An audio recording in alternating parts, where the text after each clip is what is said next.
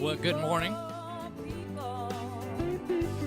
Can you hear me out there? I heard last week you were having trouble hearing the right thing.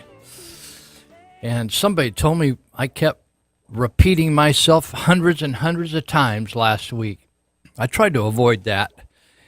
I don't know. One thing I'm not responsible for is this station out here. So pardon me if we got goofy last week. But today, things should be hunky-dory, as someone said, because the Wiki Man's on the other side of this glass. He's like working furiously trying to keep us out of the ditch. And we're here live from right now until noon. And I know out there in Oliverson, you don't worry about the time, because if you don't have a yob and you're just waiting for your EBT card to get filled up, you don't need to know the day or the time. So this is the Patriot. We're out here on top, way high atop Mount Huth, and we're at 1410 a.m. I was communicating with Yoli, who we interviewed a week ago, or maybe it was a week and a half ago, and she said, what station, what's the call letter? So she says 1410 a.m.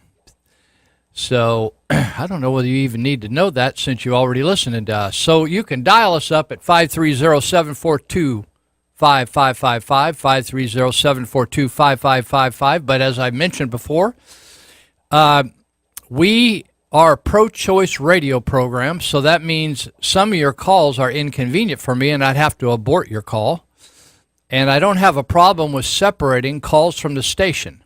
So we're not going to care for every single call as if we are somehow obligated.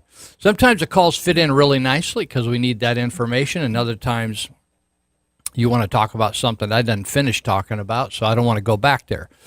I don't like reruns. I don't like movie reruns. Once I watch it once, it's over. I'm moving on.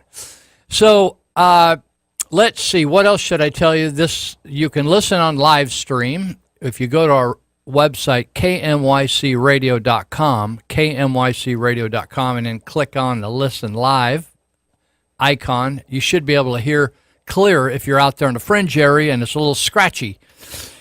Or if all else fails, you could listen later, maybe tonight or tomorrow, on a YouTube channel called One Eye Blind Media. Very simple, One Eye Blind Media. And then look for Live with Lou and click on the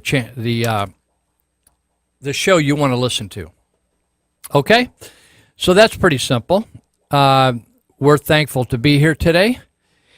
We're thankful we had a station let us be on the air and not run us off the air, because we get some complaints. We get some attaboys, and we get some oh my's.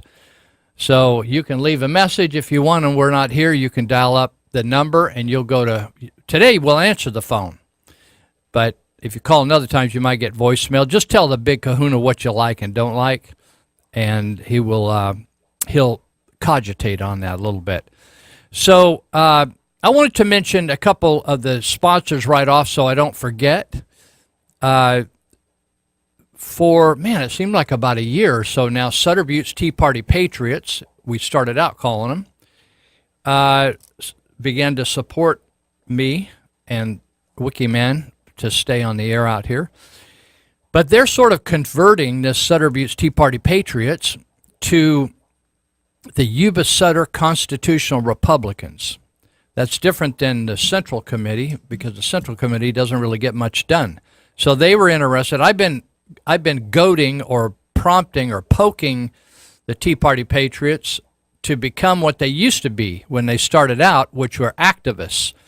And so they are switching or kind of evolving into this Yuba Sutter Constitutional Republicans, and they are embracing activism again, which I am just so happy about. So you can tune in to some of those folks. They come on this channel tomorrow, Sunday, from 1 in the afternoon till 3. And they have a group discussion here, a panel discussion. But they wanted me to mention to you that over on Bridge Street in Yuba City, 441 Bridge Street, Suite E, if you're really an old-timer, you've been around here for years, there was a business, very successful business called Dave's Shoes that was in the corner of this little strip mall over there, 441 Bridge. You might think of it as the Cookie Tree spot if you're like sweets. And Cookie Tree's been a big supporter of trauma intervention program for years and years and years. They've donated cookies to us that we give to the emergency responders to promote TIP. So in that little shopping center of the Cookie, I call it the Cookie Tree Shopping Center, 441 Bridge, you'll find Suite E, which is right in the corner. It's kind of an L-shaped little strip mall, and 441 Bridge, Suite E. And they are opening up by August 1st a center of activism called the Yuba Sutter Constitutional Republicans. And then, so they're going to try to be open. They're doing some remodeling in there. Then on August 9th, they're going to have a couple speakers there. And both of these guys I recommended on my Loose Picks. Mark Musser, M-E-U-S-E-R, Musser. He's running for California Secretary of State. And another fellow, Konstantinos Roditis, he's running for California State Controller. And they're going to actually be in that building, 441 Bridge, Suite E, on August 9th. So they're no sooner got going over there, and they are going to be having some state candidates, which would be really cool to listen to these guys, meet them face to face, kind of sort out and discern whether they're for real or not, see whether you like them or not. The other thing that's going on is the Yuba Sutter Constitutional Republicans are interviewing a lot of the candidates that are going to be facing off on the November election. And then they're publishing some of those findings, probably in a variety of ways, but one way they posted some of the things is on Facebook. And I'm sure they're going to be pushing that when they come on tomorrow at 1 o'clock, Yuba Sutter Political Spotlight. So check it out, and we're very grateful for their help. And so there you have it. The other group is that helps us is Monty Hecker's Elite Universal Security, and we are so appreciative of him, of helping us, but also for his work in the community, because he is trying to do the work of what used to be the police's work. And more they're turning that over to private security firms because they say, we don't do that anymore. For instance, a lot of reports, you don't even get an officer coming by the house anymore by your business. They just say, go online and let us know what happened once the dust settles, right? And so less and less police services, costing more and more, providing less and less because they think, hey, we're going to deal with the real serious stuff and all the petty stuff, the small stuff. Doesn't mean it's not serious to you, but they're not going to respond. So anyway, you can go to work for Monty if you want a job, or you can have him go to work for you. Either way, and he'll help protect you and keep your property safe, whether it's a business or residential property. and you could dial him up at 530-749-0280, 530-749-0280, and or you could get a job there. You could go to API-Academy also and look at some of the schooling opportunities they have, API-Academy.com. I'm just reading something here. Read your column. Okay. That's it. He doesn't want to talk. He wants to talk. Oh, he wants to talk. Okay. Want to put him on? Okay, let's put Bob from Santa Rosa's on the line. Bob, are you there? Oh, yes, I am. Are you from Santa Rosa? I am in Santa Rosa, yes. And you listen to the show? No, I don't listen to the show. Oh. I can't pick you up over here, but I do get the Territorial Dispatch, and Wow. I enjoy your columns. Wow. Your columns are the reason why I get the Territorial Dispatch. How did you stumble across it all the way on the other side of the state? My wife likes to sew, and there's several shops that she goes to, and one of them is in Colusa. Okay. And she stumbled across the paper? They're free. Yeah, the Territorial Dispatch is free in most everywhere we go. Yeah, it is. You can actually subscribe, and they'll mail it to you if you're ever interested in not having to go look for it. That's what I was alluding to at first, is I do subscribe to it, and they do mail it to me over here in Santa Rosa. Okay. And I will keep a subscription going to it. That helps the paper. It's almost a nonprofit, you know. Yeah. Yes, sir. All right. Well, thanks for. So obviously, you knew we were on the air right now, right? I see it in the Territorial Dispatch. Yes. Okay. Your column is or your little blurb down there in the corner. The advertisement. What I wanted to say is that Vladimir Putin. I haven't noticed you mentioned too much of him, but he's doing the wrong thing trying to get in the United States. He needs to fly into Mexico and walk across the border, and there are people there that will give him a car. They'll give him food stamps. They'll give him a driver's license here in California, and that will allow him to even vote in our next election. Vladimir Putin.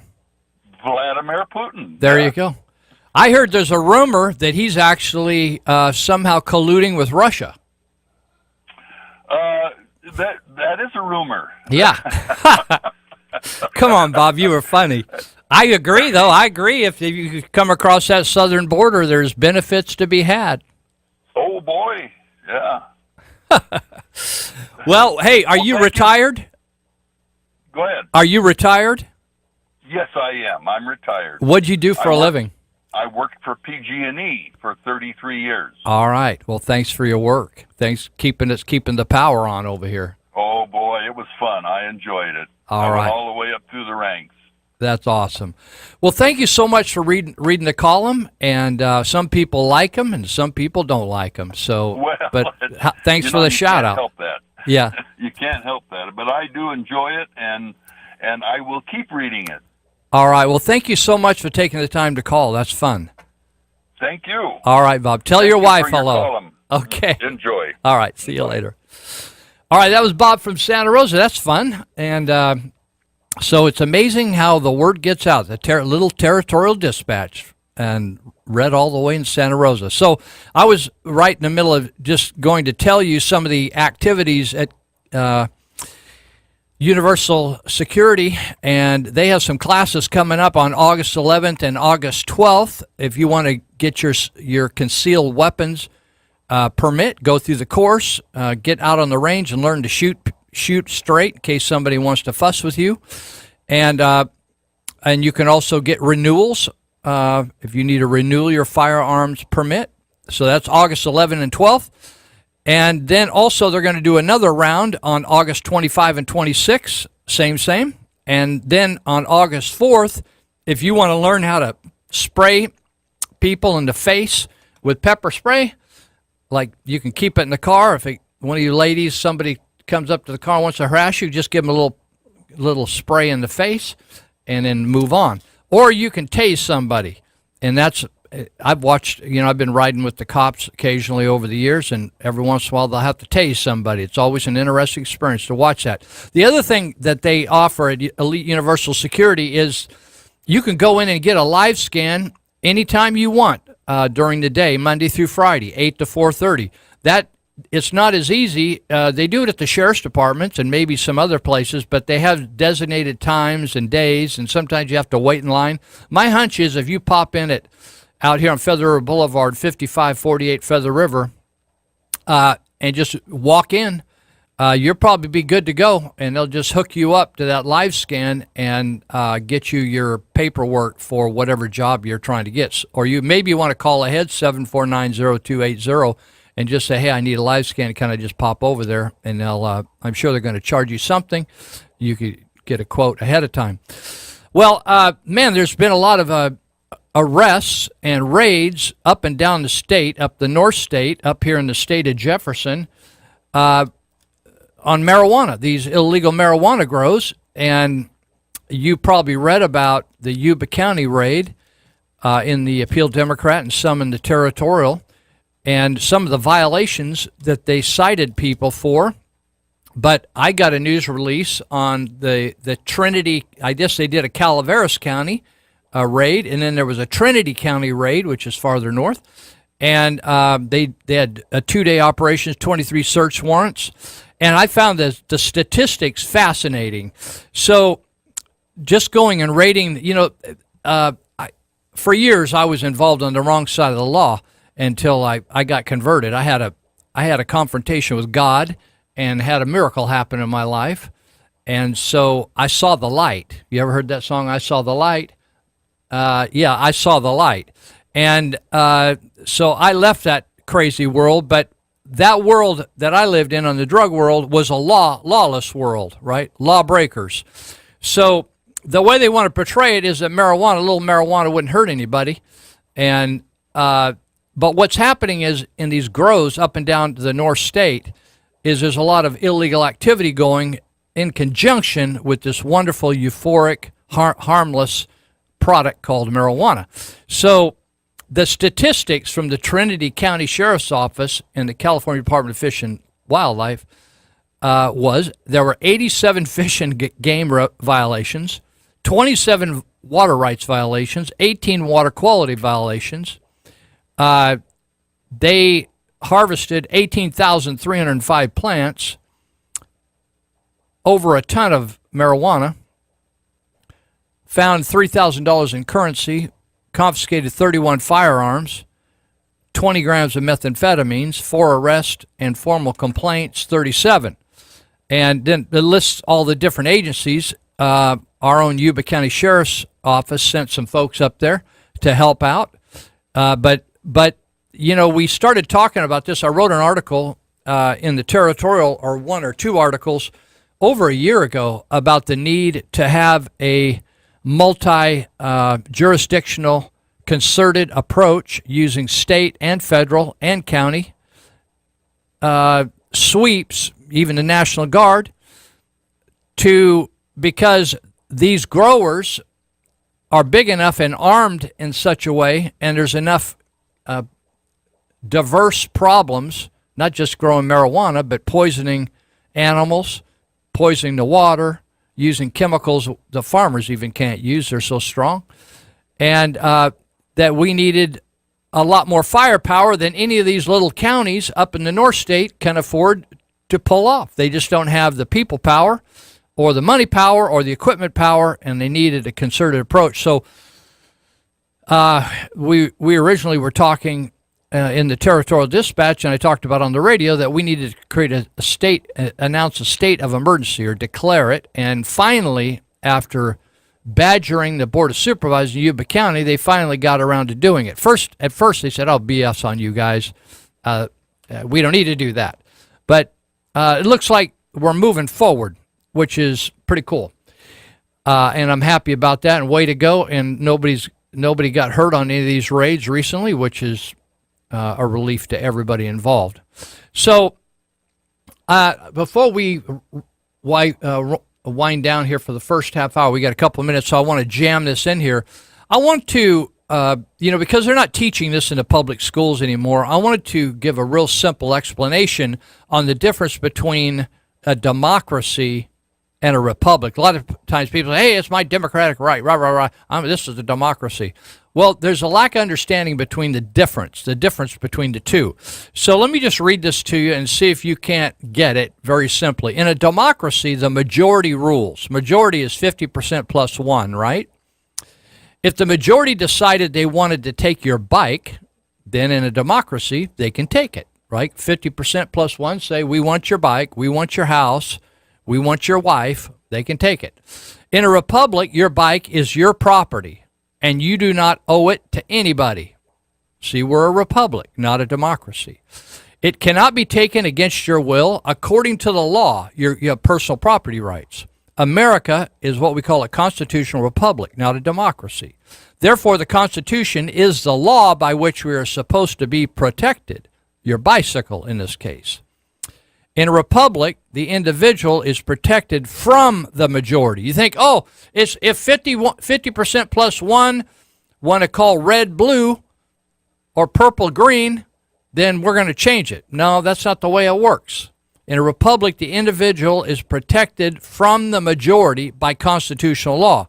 So it isn't like, oh, if everybody disagrees with me, they can have their way. No, it's like whatever the Constitution says, that's our foundation for protection against tyranny against the individual. We have a right, we have personal rights, not granted by the government, but granted by God himself. And we have property rights. If all of a sudden our property rights go by the wayside, we have chaos and anarchy. So in a republic, the individual is protected from the majority by constitutional law.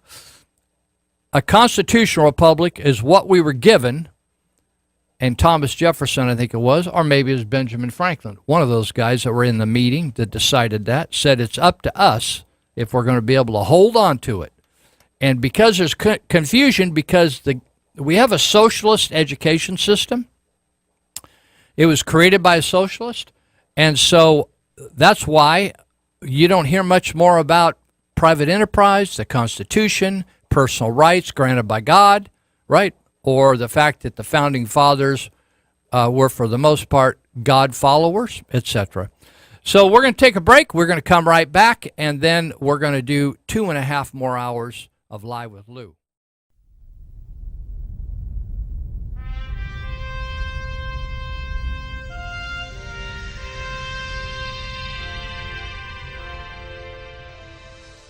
Check out the Territorial Dispatch. The paper is a weekly and can be obtained free at distribution or by mail through subscription. It's the only locally owned and operated newspaper in the region. The paper is the rest of the story. And also check out the E-Territorial. It's an online version of the Territorial Dispatch which features local news and events for the Yuba Sutter, Colusa, and Nevada County areas. You'll also find daily and breaking news updates, current traffic, and weather information, along with a calendar of local events. Visit the E-Territorial at eterritorial.com. Well, we're coming into our second little half hour here. Lou Benninger and Wikiman over here at Mount Huth at the Patriot, talking about what's going on around our country and the local area. So you heard that clip there about an expert on Russia. It's fascinating to me how it seems like every Democrat leader, there's photographs and clips of them all meeting with Putin. In fact, you remember the famous hot mic incident where Obama was not talking to Putin, but one of his leaders, and said, as soon as this second election gets over, we'll be much more flexible with our relations with you. It's interesting that no media source ever had a problem with Hillary Clinton or John Kerry or any of them meeting with Vladimir Putin. And so, and it's interesting to me that as Russia has become less and less socialist, we are flaunting how we need to have socialism, and some even say communism here, but yet we still hate this guy named Putin. So let me switch up here a little bit, and I just want to read you something about, maybe you've wondered, why did Hillary lose? Well, you've heard a lot of different reasons. Remember, she's been talking about them for a couple of years now, why she lost. So let me ask you this. Was it the Russian uranium deal? You remember she was Secretary of State when they sold off, she okayed the selling off of, what was it, 20% of our uranium reserves? And then they, at the same time, they were collecting money at the Clinton Foundation. But I won't go into all the details. I'm just going to pose some questions. Why did she lose? Was it the Russia uranium deal, or was it the WikiLeaks leaks? Or was it the Podesta brothers, you know, the pedophiles? Or Comey, the flawed FBI leader? Or was it Bill Clinton, the sexual predator? Or was it her staff member's husband, Anthony Weiner's immoral pictures that he was sending around?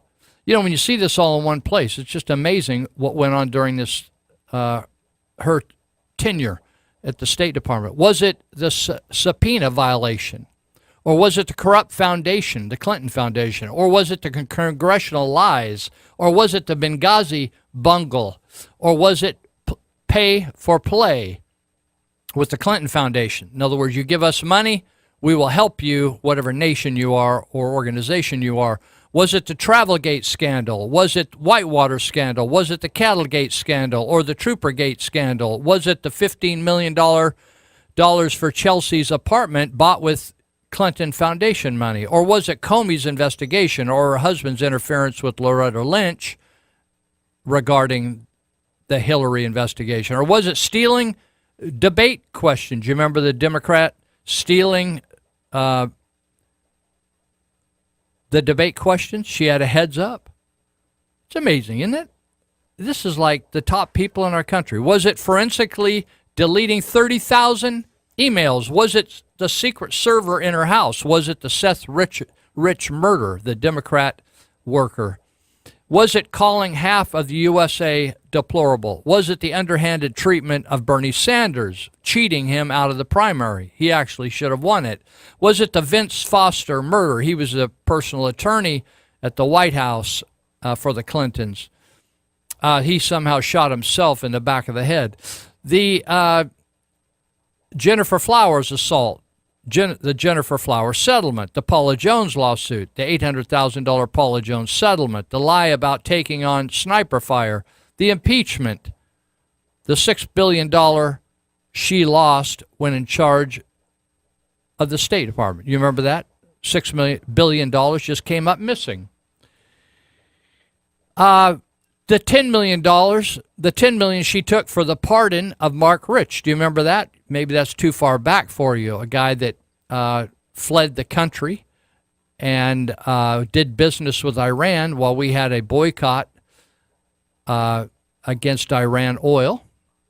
Or was it because she is hateful and lying, or that she was stole humanitarian funds from Haiti? Remember after the weather disaster in Haiti? How about the unethical lawyer who got fired from her first job? Hillary was unethical. Remember that? Did you ever know that she got canned because she was unethical?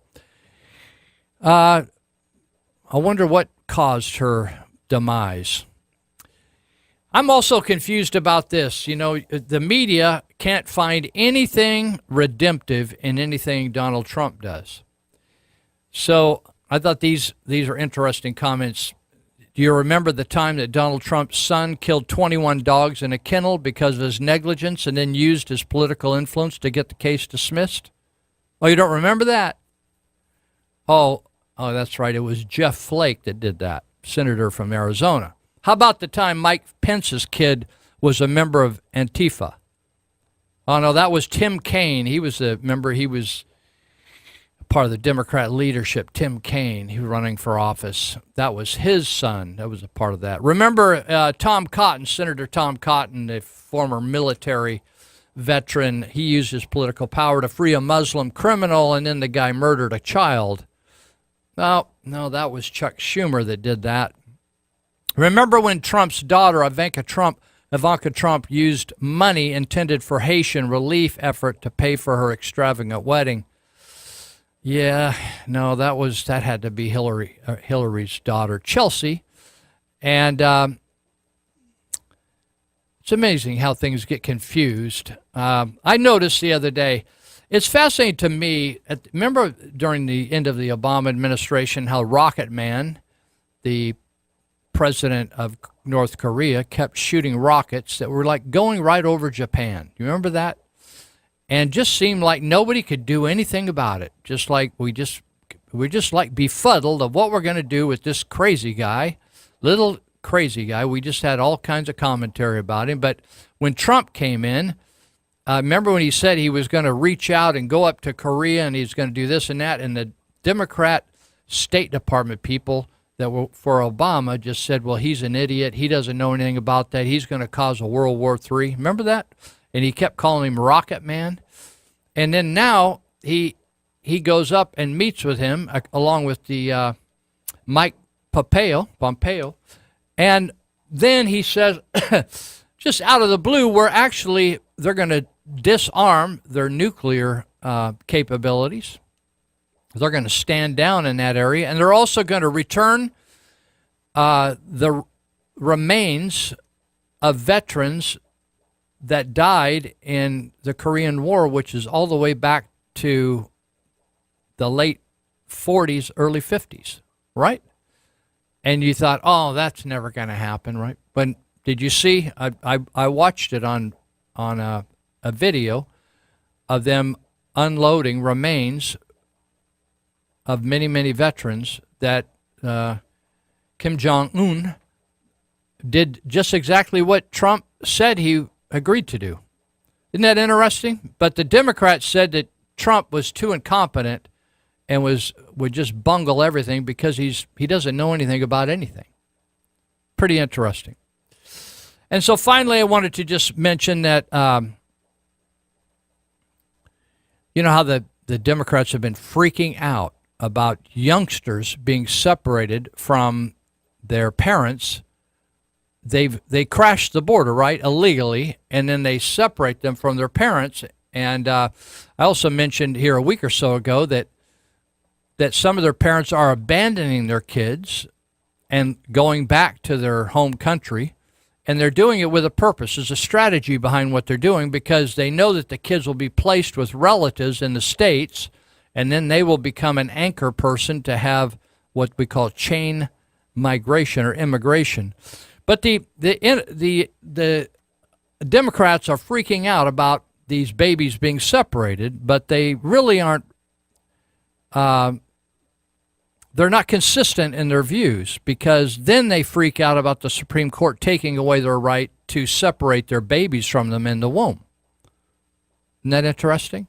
They don't have any problem with separating a child in the womb of a mother and killing the child, but they're all concerned about them being not given a little condominium with their parents on the border.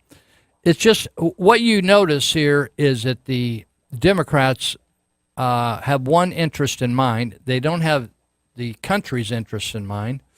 What they have is their personal interest in mind in controlling you and controlling everything about this nation. And so our founding fathers were interested in us being free, and having very little government control or influence or telling us what to do. And now, if you want to like install a window in your house, you got to go talk to the county and pay them. Isn't it so interesting? You got to talk to the county, and they have to tell you how they want it done on your property. Now, my friends over in Hagerman, Idaho, says they went in thinking they had California mentality when they went to the building department in Hagerman, Idaho, which is just 700 or 800 people. And they used to live over in Marysville, and they said, they went in to get a building permit, and the guy says, oh, you don't need a building permit. He said, oh, I want to build this on my property. He says, hey, it's yours, and it's your property. Just go build it. right? But now, no matter what you want to do, in fact, how you want to use your water, or wash your car, or what color you paint your house, or if you want to add a window, you have to ask permission, and you have to pay money. Isn't that interesting? Money, money, money, money, money. Government just sucking your money every turn you make. Our founding fathers would have just hated this system. In fact, they would have said, you guys are nuts. What you're doing now in 2018 is everything we fought a war to get out of. And now we have people that claim they're conservatives on the Board of Supervisors. They say, we're conservative. Then they turn around and do more and more and more and expand government. In fact, I was listening to Andy Vasquez and Nate Black, the Auditor Control of Sutter County, and Nate was talking about the fact that he was suggesting that his office have some input on how to be more efficient and cut government. They just ignored him, and they actually increased the salaries of a job that he was trying to actually shrink government. They just ignored him. That's what's going on in both counties. I want to read you this quote from Thomas Jefferson, and it's sobering. He says, "It is of great importance to set a resolution, not to be shaken, never to tell an untruth." In other words, that we should always tell the truth. Then he goes on to say, "There is no vice so mean, so pitiful, so contemptible, and he who permits himself to tell a lie once finds it much easier to do it a second time and a third time, till at length it becomes habitual. He tells lies without attending to it, and truths without the world's believing him. This falsehood of the tongue leads to that of the heart, and in time depraves all its good disposition." Now, our government, at every level, there's liars throughout. You can see it on YouTube, on clips of the top people, whether ex-CIA agents, the FBI of all people, lying, repeatedly liars, just liars. What Trey Gowdy likes to say, one of the law enforcement institutions he has the greatest pride in, but right in the midst of it, there are bad apples, as they say. Right in our own political groups. We have people running our two counties that lie and deceive and make decisions in back rooms and hide decisions from the county. It's just like I was just communicating on text. And a month ago, a lady from South County down in Wheatland turned in a Freedom of Information Act request to ask Yuba County. Now, this is supposed to be a government of the people, by the people, for the people. She asked the county of Yuba, Robert Bendorf, the county administrator, for a number, how much money they spent on all these fancy brochures promoting this sales tax increase, on all these so-called surveys. The law says they're supposed to have 10 days to provide that information. They said that they would provide it in early August. We're not there yet, and so perchance they'll wait till the very last minute. But then they said, I just got a note that said on, let me just see if I can find it here, on a Facebook site from a candidate for supervisor, he already got the numbers. Now, isn't that interesting? It said on Alton Wright's Facebook site, WRIGHT, he already has the figures on what the county's been paying. Now, it's interesting how he got them, and yet the county is jacking this lady around. To me, they're liars. Those numbers were available to them 15 minutes after they got that letter. But they said, oh, we can't just respond. We got to run it through our attorney. That we have our own battery of attorneys, a whole office full of attorneys, to just make sure that we have to give you, Joe Public, the information. Remember, it was supposed to be a government of the people, by the people, for the people. Mark Baird likes to call the new government we have now at every level in California an oligarchy. You're probably not familiar with that term. It's a term we don't use very often. It's called an oligarchy.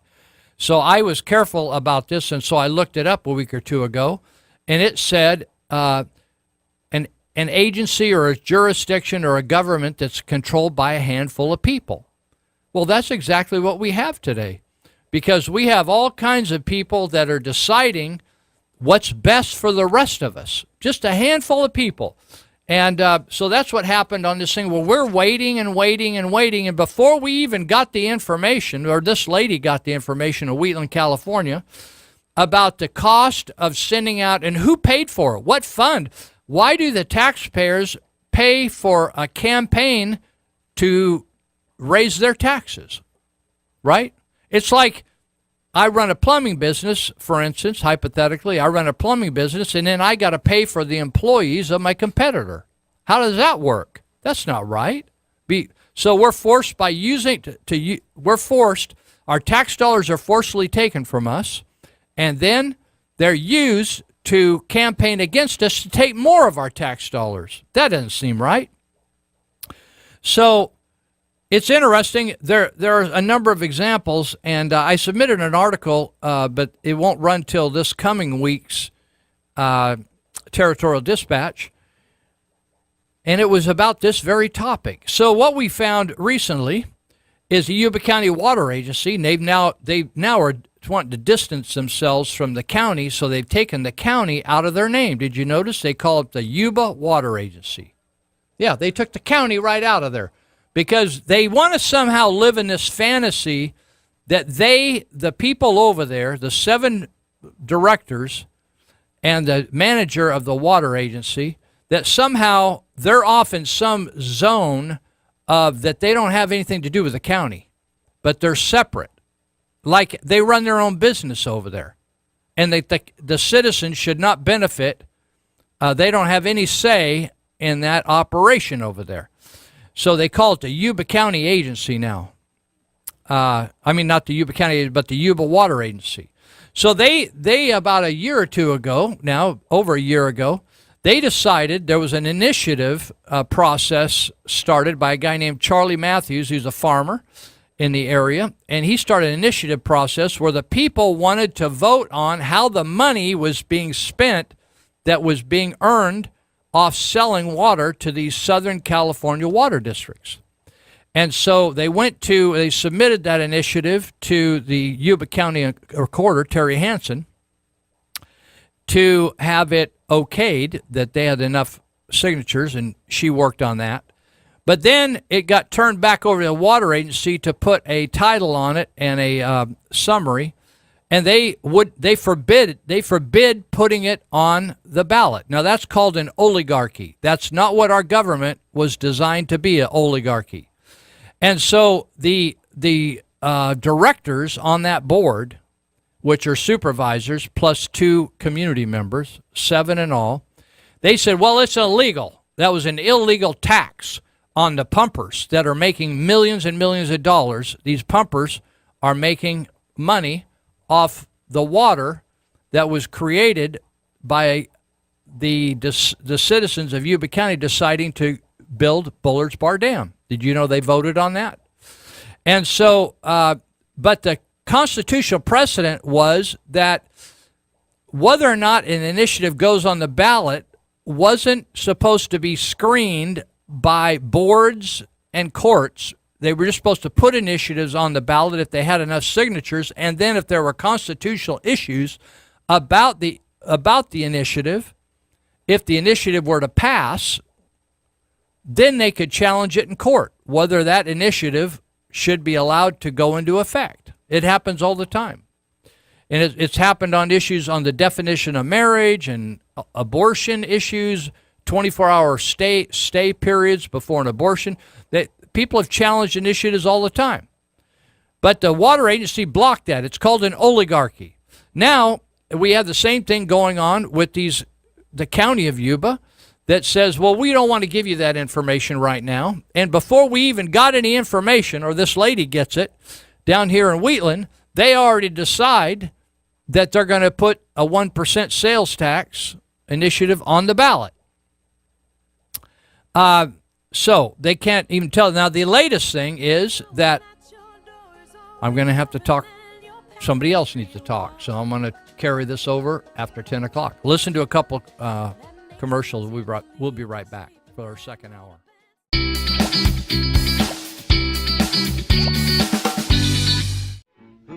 All right. This is Lou Benninger. We're heading into our second hour here.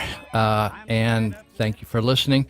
We got a little text here from our transplants from Marysville over to Hagerman, Idaho. He said, Lou, I think the problem with Hillary was that we couldn't tell if she was lying or just not telling the truth.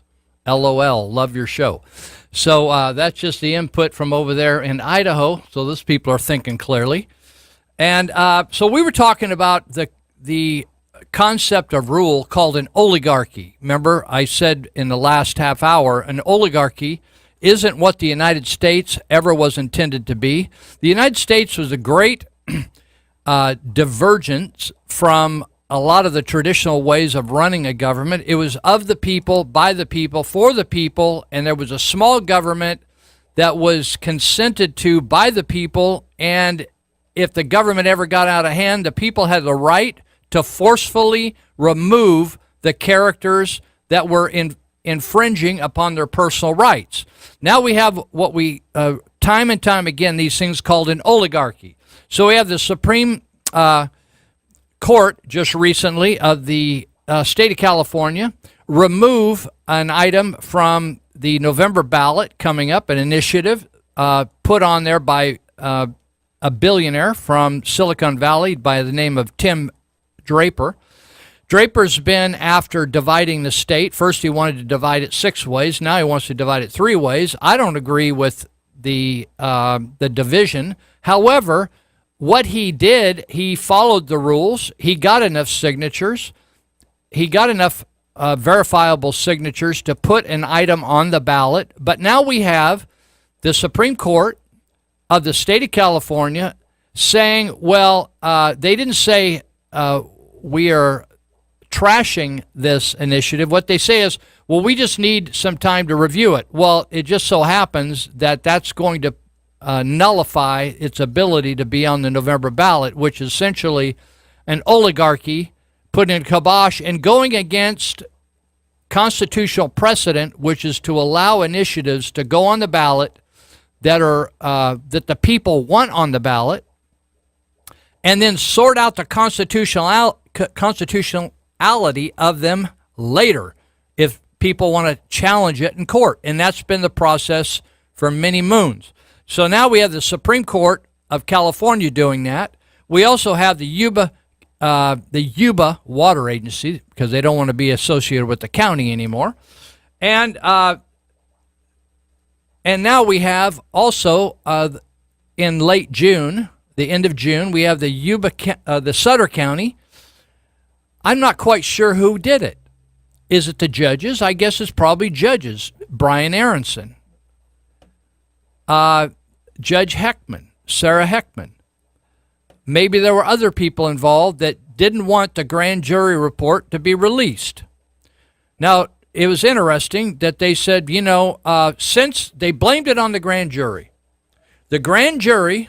decided they weren't going to, after all the work and writing the entire report, the grand jury just decided out of the blue, without any further explanation, according to Brian Aronson, the illustrious judge of Sutter County, just out of the blue, they decided they weren't going to sign that, and on a Monday night, they just walked out of their meeting area and said, we're done.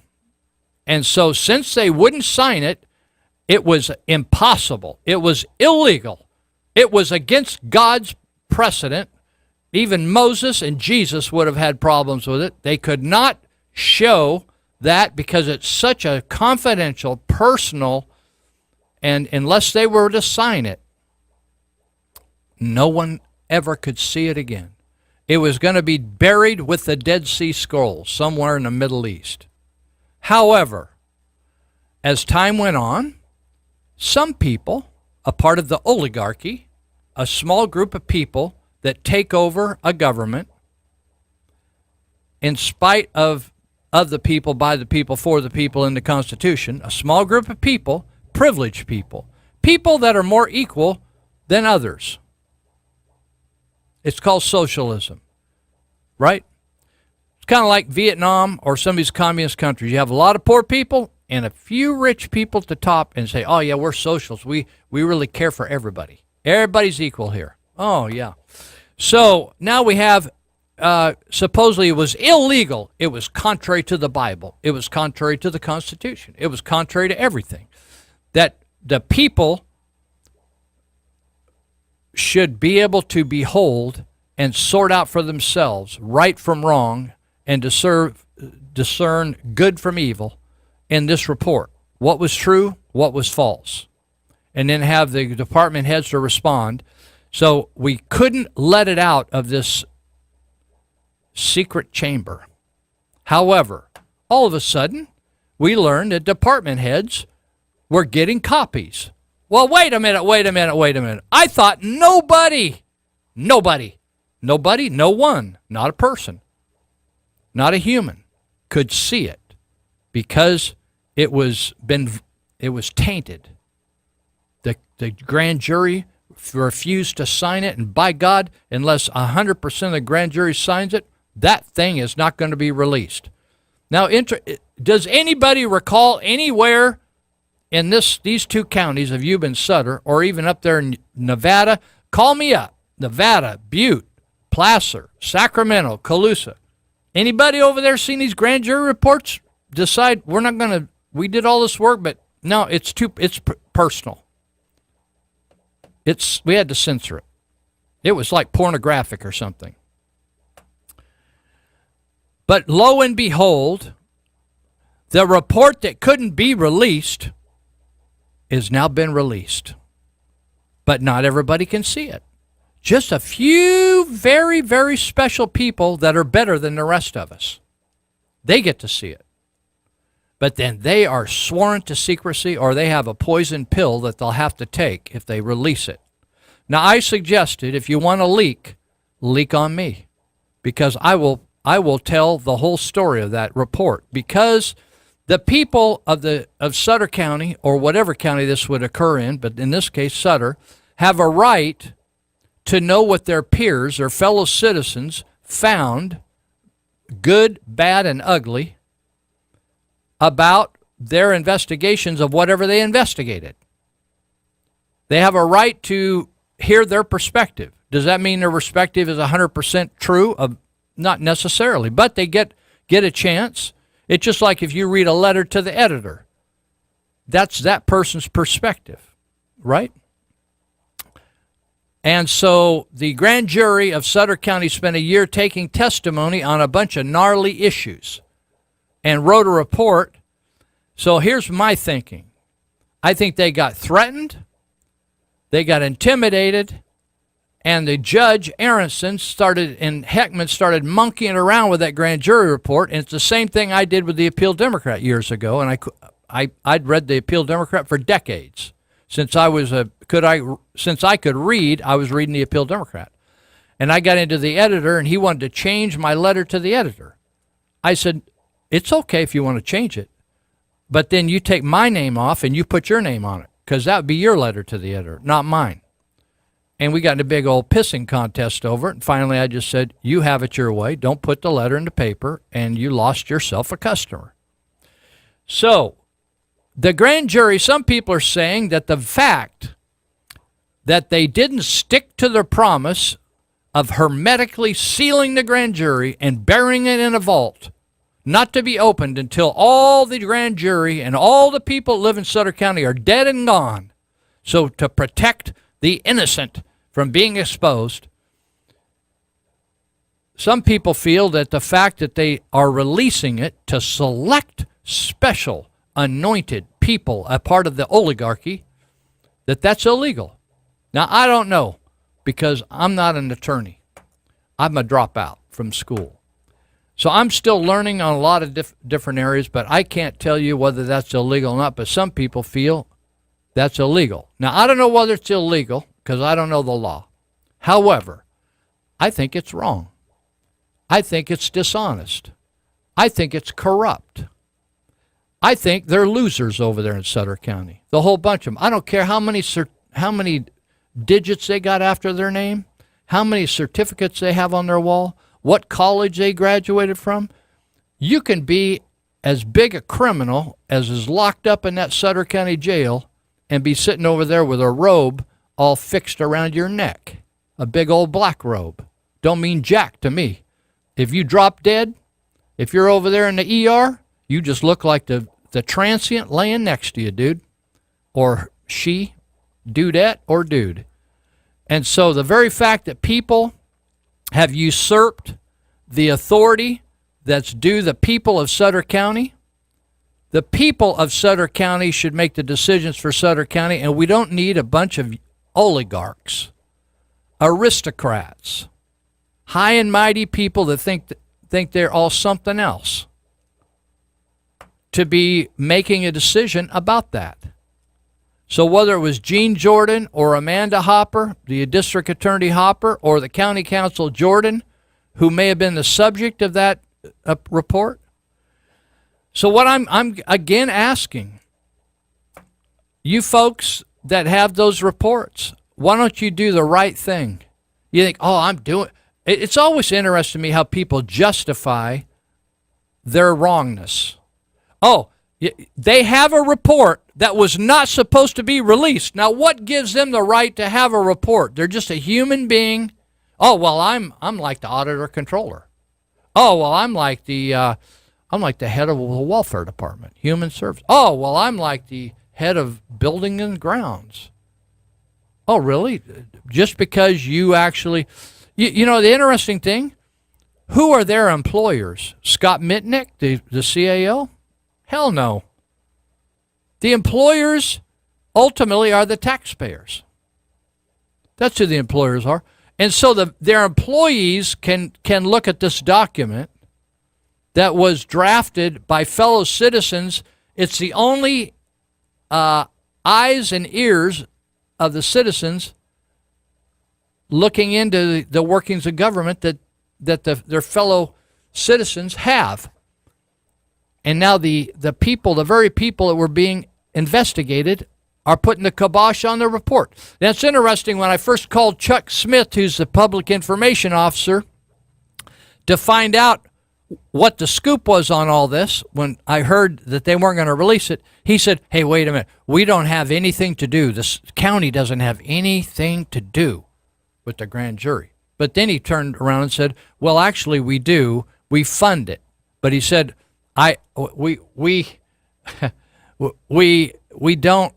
I'm not the public information officer for the grand jury. So, well, who would that be? Well, Judge Aronson. Oh, well, that got me right down to the person who put the kibosh on this. Yeah, our government was not designed to be run by Brian Aronson. To hell with Brian Aronson. I don't care whether he's a judge or not. I don't think he's such a hot judge. So there. It's like in this country, you can have your own opinion. Just because people got black robes on don't mean jack diddly to me. I have respect for the office until they convince me to not have respect for them. If they're a crappy judge, they're a crappy judge. If they're a weak link in the judicial department, they're a weak link. Just like there's good and bad baseball players. There's good and bad pastors, you know. Some are better than others, right? So grow up. So our government was not designed to have a judge to put the kibosh on a report that people have a right to look at, whether it's gnarly or not. So what we have is an oligarchy. We got it. It just keeps raising its ugly head. 3 states, it's cleared for the ballot. No. The Supreme Court judges say, no. We need to look at. We're going to need to talk about it. We can't just put anything on that ballot. Grand jury? No. Wait. Judge says, we can't just let anybody read this, even though it was written by fellow citizens. The Yuba Water Agency? Oh, no. We just can't well, this is like, oh, well, this is all wrong. We don't agree with this initiative. We didn't ask the water agency whether they agreed with an initiative. We just wanted it on the ballot to let the people decide.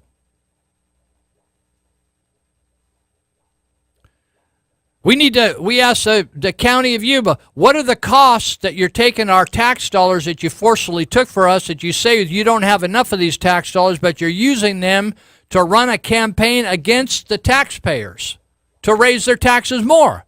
Oh, we got to have a month or two. We're going to have our attorneys consult, and we don't know whether we can exactly. Well, we don't know. Well, we don't know where we're going to get all this information, and we need to consult a lot of people. But all of a sudden, Alton Wright, who's a candidate against Randy Fletcher up there in the foothills, he ends up with it. Now, how did he end up with the exact same information that they couldn't provide till August to this woman down in Wheatland?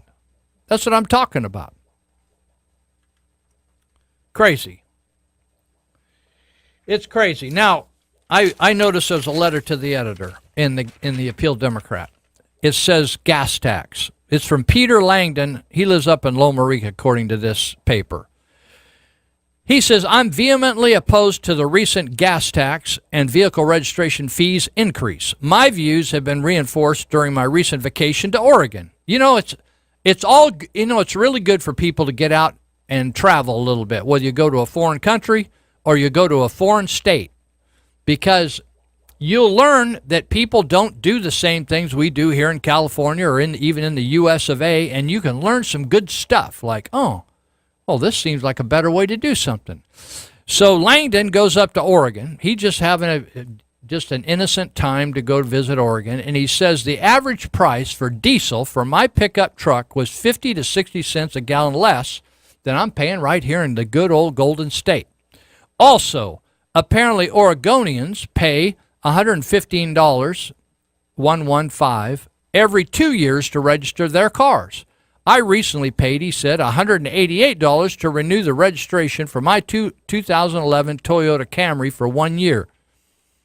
So that's $188 for 1 year, where the Oregonians would pay about, that's about it's about $55, right, or $58 per year versus $188, right, for his same vehicle, Toyota Camry 2011, 58 versus 188. He said this was a 29% increase on what I paid last year. In other words, the 188 went up. It's 29% higher than the previous year because of the new tax that Brown got passed. To rub salt in the wound, the roads I traveled in Oregon are in far better shape than ours here in California. Now, I get a kick out of this because they're posting signs now, these government bureaucrats saying, this road was because of the tax that you passed, that we passed, right? That the legislature passed. It's interesting why they wouldn't address all the other gas taxes that aren't going for the roads, that are going from some social programs. So now, whenever they do use a road tax for a road, they say, this road was because you're paying these extra taxes, okay? So he said, to rub salt in the wound, the roads I travel in Oregon are in far better shape than our roads here in California. This tells me that to fix the roads, increasing fuel taxes and registration fees is not the answer. In other words, Oregon's doing it without all those extra fees and taxes. So how'd they do it and we can't do it? And they're doing it for $60-some a year, and he's got 188, and they're still not fixing them. If the revenue, Peter Langdon says, raised from vehicle fuel and registration fees was actually spent on what it was intended for, roads, we would have the finest roads in the nation, not arguably the worst. Now, one of the things that's kind of a misstatement on this repeal of the road tax is it's really not a repeal of the road tax. It's a repeal of the road tax increase. Did you understand that? It's a repeal of the road tax increase because we're paying, I don't know whether I got an article here I kept for that. I don't know where it is. We're paying like about 70 or 80 cents a gallon right now. Part of it's federal, And so it's the increase that we're rolling back in this repeal. So you're going to have all kinds of people, the Chamber of Commerce, that used to be a really pro-business conservative. Now they're just a communist organization. They're a rip-off organization. And so anyway, they're all going to be against it. The unions are going to be against it. All kinds of construction people are going to be against it because they want that extra money that now, after all these years, all the other road taxes have been going for stuff that wasn't having to do with roads, like preserving a bird or a bike trail or something. But now, by God, we're going to promise you, we promised before, but you can believe us now. So anyway, that's Peter Langdon wrote a nice letter to the editor, and he kind of nailed it down. I have the same experience. I go over into Nevada to teach new tip volunteers over there, trauma intervention volunteers. Reno, man, the roads over there, they are something else nice. All concrete, smooth. They got all kinds of decorative overpasses. They're just not no concrete, or it looks like a work of art going across there. Like what? How come we got so crappy roads? They don't even have cheaper DMV over there. We can't. Do you hear people stand in line for 5 and 6 hours to sort out their DMV issues? This is worse than a communist country. All right, we're gonna.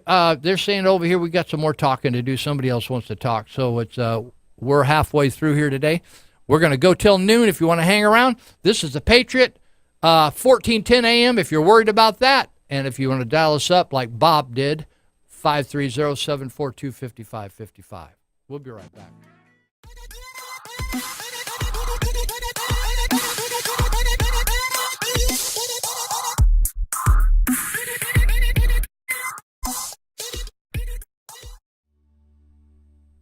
Did you know that Article 4, Section 3 of the U.S. Constitution lays out the framework for the state of Jefferson's plan to split California? A state can be formed from the land within another state if the state legislature and Congress approve it with a simple majority vote. 51% is all it takes. Your vote doesn't count in Northern California. California is broken and the time has come for 51. Please visit soj51.net. and donate now to show your support. Good morning, Jeffersonians. This is Jake McCauley with the Institute on the Constitution.com. The California flag may bear the words California Republic, but it is anything but a republic. To learn more about what a true republic is, visit the Institute on the Constitution.com and be sure to tune in to Live with Lou every Saturday from 9 a.m. to noon right here on KMYC 1410 AM, The Patriot. All right. So did you stop at Whataburger when you were down there in Texas? Yeah, every day. A Whataburger. Whataburger. Is yeah, it good? Oh, man, Is it really good? Good, yeah. Crazy really good. Yep. And they got that chicken thing like you get talking about with the jalapenos you can put on Yeah, and everything? I didn't get that though. I got the burgers. The burger. Every time. Yeah, double cheeseburger with the jalapenos. Yep. It's really good. Excellent. They claim they got good meat in the burger and everything. Every day had to. Unbelievable. Okay, a Whataburger. All right. Well, I'm not. I'm ignorant of this stuff. Well, I was talking about oligarchy, and that's where a small group of people just take over the government and just say, yeah, it's interesting. I was on the school board at Yuba County Office of Education for, 3 or 4 terms, and I always had to swear to support the Constitution, defend the Constitution. I think there was a term. And yet I don't think people take that seriously. I don't think they know what the Constitution even said. They just go on and act like a socialist or an oligarch. And I noticed this little news item where Senator Joe Biden's, I think Biden is a Delaware senator, wasn't he? And he became vice president, right? Well, it's when it's an oligarch, then it's who you are connected to on how things turn out in your life. So he has a pretty blonde niece that ripped off somebody's credit cards for $110,000. You think she went to jail? Found her guilty. No jail. $110,000. Because she's Joe's niece. That's what they call an oligarchy. That's when people If you're connected with the oligarchs, then you don't get the same punishment as the average guy on the street. So she just got probation. She's the niece of Joe Biden. So just thought I'd just throw that in there because justice gets dealt differently. It's just like, so these guys at the Sutter County, I keep hearing 18 and 16. I don't know how many grand jurors there were. 19. Let's say they were in the teens because it's all secret, right? Now it's a secret society. It's kind of like one of these, like the Masons or something, the grand jury. It's like you may get a report, you may not get a report. It depends on Brian Aronson, what he likes. If he doesn't like it, screw you. We're not going to get the report. He just gets to read it himself. And then he can hold it against somebody in his courtroom. Like it now he's biased. So I noticed the other day, defense attorney Jesse Santana over here in Sutter County. He works in Yuba and Sutter counties mostly. So Jesse, who's defending a lady named Danelle Stylos, who used to be the community services director of Sutter County, but she got arrested because she was lying on legal documents, federal, state documents, claiming incorrectly where she lived. She claimed she lived at the address of the former fire chief of Sutter County, but she was actually living down in Sacramento. And, a lot of people nowadays, they don't even live where they work. Like lots of firefighters and cops, they don't even live in the community they work in because they're making so much money, they can live in a highfalutin community and just like don't even have to rub shoulders with the place they work in. They don't even live in Yuba City. They don't even live in Marysville. So, in fact, the county administrator of Sutter County, he lives in Ventura County. He didn't even want he didn't even want to live up here. No, nor does his family. He's just up here to clean up his reputation that got sullied down there in Thousand Oaks. And so as soon as he can get out of town, he just flies. It's amazing. I want you to think about how much money these people make because they can afford to every week fly down to Southern California and then fly back. Isn't that something? Southwest Airlines, he probably gets to sit up in the cab and have his hands on the steering wheel flying so much down there. And so, anyway, this Jesse Santana, who's representing Danelle Stylos, because she, according to the arrest, she committed fraud and lied on these documents, from voting documents and getting a concealed weapon permit and all stuff. So anyway, they arrested her. They cited and released her. Then she's finally going to court. And in the meantime, the supervisor of Sutter County, they canned her. And so now Jesse Santana is defending her. But now he brought up in court that there's information in that super confidential grand jury report that needs to be exposed. Because he thinks the information in that report could set his client free.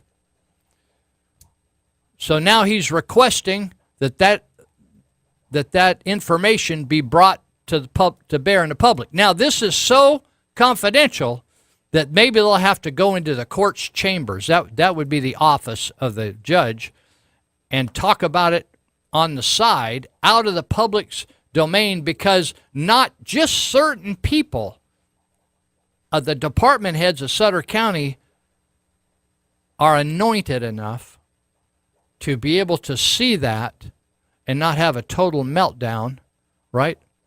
And now all of them are sworn to secrecy, or some curse will be, the curse of Sutter County will be upon their head.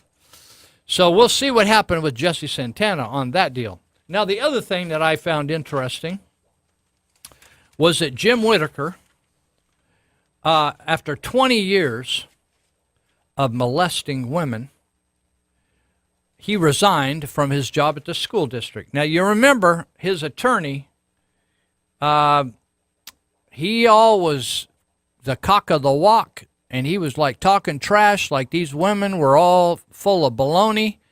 And when they get their day in court, Roberto Marquez, they just going to kick their rears right out of court. Well, they started doing the depositions, and I guess they didn't feel so confident in their case anymore, and so Mr. Whitaker resigned. Now, this is another instance where the public, even though the public pays for all the salaries of all the employees of Yuba County School District, or excuse me, Yuba City Unified School District, they pay for all millions and millions and millions of dollars and all the retirement benefits, that the outcome of this case cannot be, the light cannot be shed upon the outcome of the case. It's got to be confidential, because almost everything in government now, no one can know about it except the anointed, the oligarch. Just certain people can know about it. And so whether or not the Yuba City Unified School District paid Mr. Whitaker off, I heard that he wanted 3 years of salary, right? A golden parachute, they call it. Then I heard he wanted, even though he didn't work, because they put him on leave, administrative leave, he wanted to be paid even though he just was hanging around his house and running around town. He wanted to be paid. And isn't it amazing? You wouldn't even think in the private sector of thinking if you didn't work, you're going to get paid. But, oh, my God, in government, you can get your retirement even though you didn't even set it aside. It's a liability placed upon the taxpayer to pay you until you stop breathing. You get your retirement. You get golden parachutes. If you leave early, you get paid for not working. You get all your vacation, but you didn't take your vacation, so they'll pay you your vacation pay. Only government. Amazing. So no one can know. It's top secret, because the people, all they can be asked to do is give your money up to government. And the government, it's too high above our intellect to know what the agreement was to sever a relationship with Mr. Whitaker, who resigned from his job at the school district. Now, I was told that we don't call people pedophiles like Harvey Milk. We call them minor attracted people or persons. That's a new term that you need to get used to. You're liable to make a mistake and hurt somebody's feelings if you call them a pedophile or Chester molester. But now they're called minor attracted persons.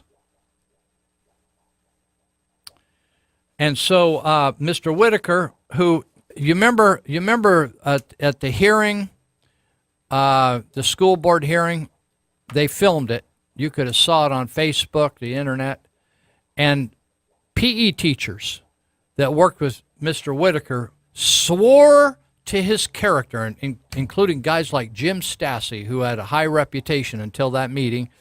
He stood up and just swore that this guy is like, there's Jesus, and then Jim Whitaker sitting right next to him, right? Just clean Gene. But all these women said, he just kept grabbing my boobs. Then he grabbed my butt, and then he grabbed my rear end. It's like Jesus wouldn't have done that. Jesus wasn't a boob grabber or a butt grabber or this or that. But they called Jesus. They said, "Oh, he's casting demons out by demons," but I don't think they ever called him like a minor attracted person or Chester molester. Jesus never got that. So Whitaker says he resigns from the school district, and so I'm sure that the PE department doesn't know what to do without him. They're lost without him, because he was such a key part in that operation. I wanted to mention, it's just a little over a month away, my friend Dennis Holbert, who helps me at Tri-County Juvenile Hall on the weekends. Dennis has put on a concert, a big major concert, this is the 27th year. You talk about commitment. And this guy does it right out of his own pocket. For all you Democrats out there that want me to donate for a benevolent cause, for you, instead of you just donating what you want, Dennis donates. He funds this whole thing himself. He didn't even go out and fundraise. So it's happening up here in Penn Valley at Western Gateway Park. It's just 10 minutes from Grass Valley, or probably about 30 minutes from Marysville. And it's the September 1st. It's just a little over a month away, and you ought to put it on your calendar. It's free. He calls it the longest running free gospel concert, from 1 in the afternoon to 8 at night. And here's the cool thing. There's like 6 different groups, and I'll tell you what they are. I don't even know what these groups are, but I know he has good music taste. He's a musician himself. He has one of the bands. But 6 gospel groups, free admission, free food, concert, bounce houses, family fun throughout the day, hundreds of free prizes. I'm telling you, he gives away bicycles, all kinds of cool stuff. $1,000 grand prize drawing. That's usually a food coupon card. So gates open at 12:30. Bring along lawn chair. They don't provide seating. It's just out on the grass. So here's the bands. It's put on by Makaira Ministries. That's Dennis. And the Rev City Blues Band, Surrender, Makaira, Amy Ayers, WD Gospel Singers, and Lisa Daggs. She was, at one time, I don't know how long ago, Inspirational Country Entertainer of the Year at 6:30. She's going to be on. So it starts at 1, and 6 bands play throughout. So go check it out if you want to have some fun. Doesn't cost you a nickel. You think, there's nothing to do around here. Costs everything costs money. Go up there and have a good time. You get up that's probably about 1,000 feet above sea level, or maybe 1,200, 1,500. Be nice and cool up there. Take the edge off the heat down here, and you have a good time. All right. So the other thing I wanted to bring up is this homeless thing over here in Sutter County, Yuba County. Oh, you got people saying, the government's just wonderful. And, the government, if one person is helped and they spend $1 million, they say, we changed the world. Honestly, churches in this area, the people that do the heavy lifting on homelessness and drug addicts and demon-possessed people are the churches of Yuba Sutter County. I'm not saying some of them are just, it's over their head. They can't handle it. But the churches of Yuba Sutter County, and I include in there places like the Twin Cities Rescue Mission and the Salvation Army Depot, they do the heavy lifting on troubled people. They do, when you look at who's getting changed coming out of jail and prison, that would be churches. You know what they get for it? They get salt in the eye and a thumb in the eye, and they get kicked to the curb by government routinely, disrespected by government. Did you know, if you want to read a good book on this, you want to learn the truth about these things. Lou doesn't know what he's talking about. He's always just making stuff up. Go read a book called The Tragedy of American Compassion by Marvin Olasky, Olasky. Go ahead and go read it. And he did research at the Library of Congress and the Smithsonian Institute on how in the world, before government took over all this social welfare, did people survive? Did they starve in the streets? The way, the Appeal Democrat is so much on, they're all for feeding everybody, just like, let's just feed everybody for free. I don't mind feeding everybody for free. Why doesn't the Appeal Democrat pay for it? But you know what they want to do? They're a typical liberal. They want to take my money and pay and feed somebody else's kid. Now, I didn't have the fun of creating that kid. Now, if I have the fun of creating a kid, I will pay for his tuna sandwich or his peanut butter sandwich. But if I didn't get in on creating him, why should I pay for his meal, right? You kind of pay to play, right? Well, I didn't get to play. So why should I feed all these kids? And so so the government's always claiming, we're saving the world. Well, before the government took over, they just did a big corporate grab and took our tax money and did something the Constitution doesn't even endorse, and that is to create a whole welfare system. And before that, nonprofits did all the welfare heavy lifting. They helped people. They took people in. They helped orphans. They helped pregnant girls. They helped prostitutes. They helped addicts. but they did it way different than government, and they were very successful at it, and it didn't cost the taxpayer a nickel that was forced from them. It was all voluntary. Now the government takes our money and goes out and spends it, then pats herself on the back as if they spent their own money. They didn't do jack diddly. So recently, the Church of Glad Tidings, if you saw in the paper, the Church of Glad Tidings, again in Yuba City, got trashed by an attorney, an attorney named Gimblin. Lack of integrity, wrote a big old multi-page letter to the county suggesting, saying that Glad Tidings was harboring sex registrants. Just totally a liar, Gimblin. Don't ever hire the guy. His name's Gimblin. He's an attorney in town. Some bunch of people hired him, thought they'd give Glad Tidings a black eye. I've been going out of Glad Tidings since it began. And so I know the good, bad, and the ugly about Glad Tidings. And so but the people of Southern Yuba County like to use it as a whipping post and make up all kinds of funky rumors. So I know what's going on because I'm on the inside, right? So the Glad Tidings didn't even, our involvement at Glad Tidings with the homeless is that we help them. And we've been helping them for years before the government got into a fad of getting involved with the homeless. The only time government gets involved is when it gets in their face or there's some cash involved. The church helps homeless people and drug addicted and demon possessed. There's no cash involved. In fact, all the screwed up people I've ever dealt with cost me money to help them. Always cost me money. I never got any money from anybody for helping a screwed up person. In fact, people text me. Whether I'm overseas or not, they're calling and texting me, go see this person in jail, go do this, go do that, go do this. I thought, why don't they go do this stuff? Go do this, go fix this person, go fix that person. Nobody's ever paid me to go fix somebody. In government, they don't lift a finger unless they get paid.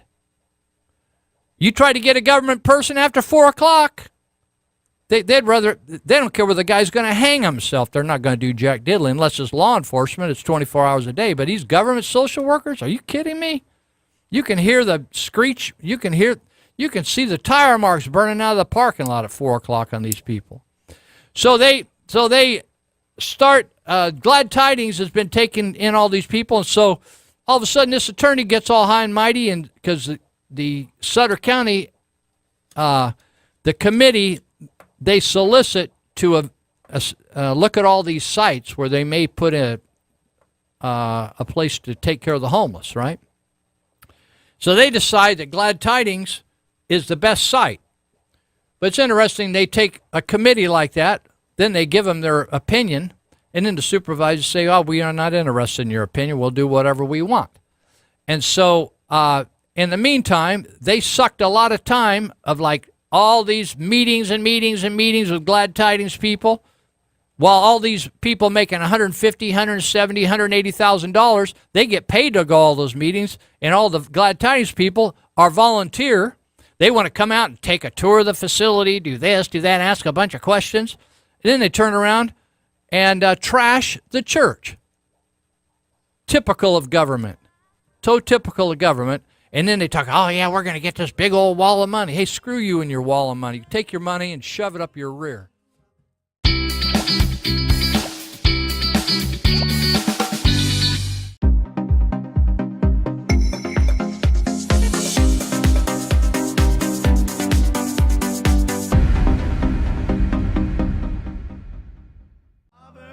All right, we're into our last hour here. This is Lou Benninger sitting here with Santos Vigil, the Wiki Man. And I've been talking about this. There's an article on Thursday, July 26, Appeal Democrat, front page, committee, focus on behavioral health site, homelessness group advises Sutter County supervisors. Well, the homeless group actually advised them to put the site at Glad Tidings.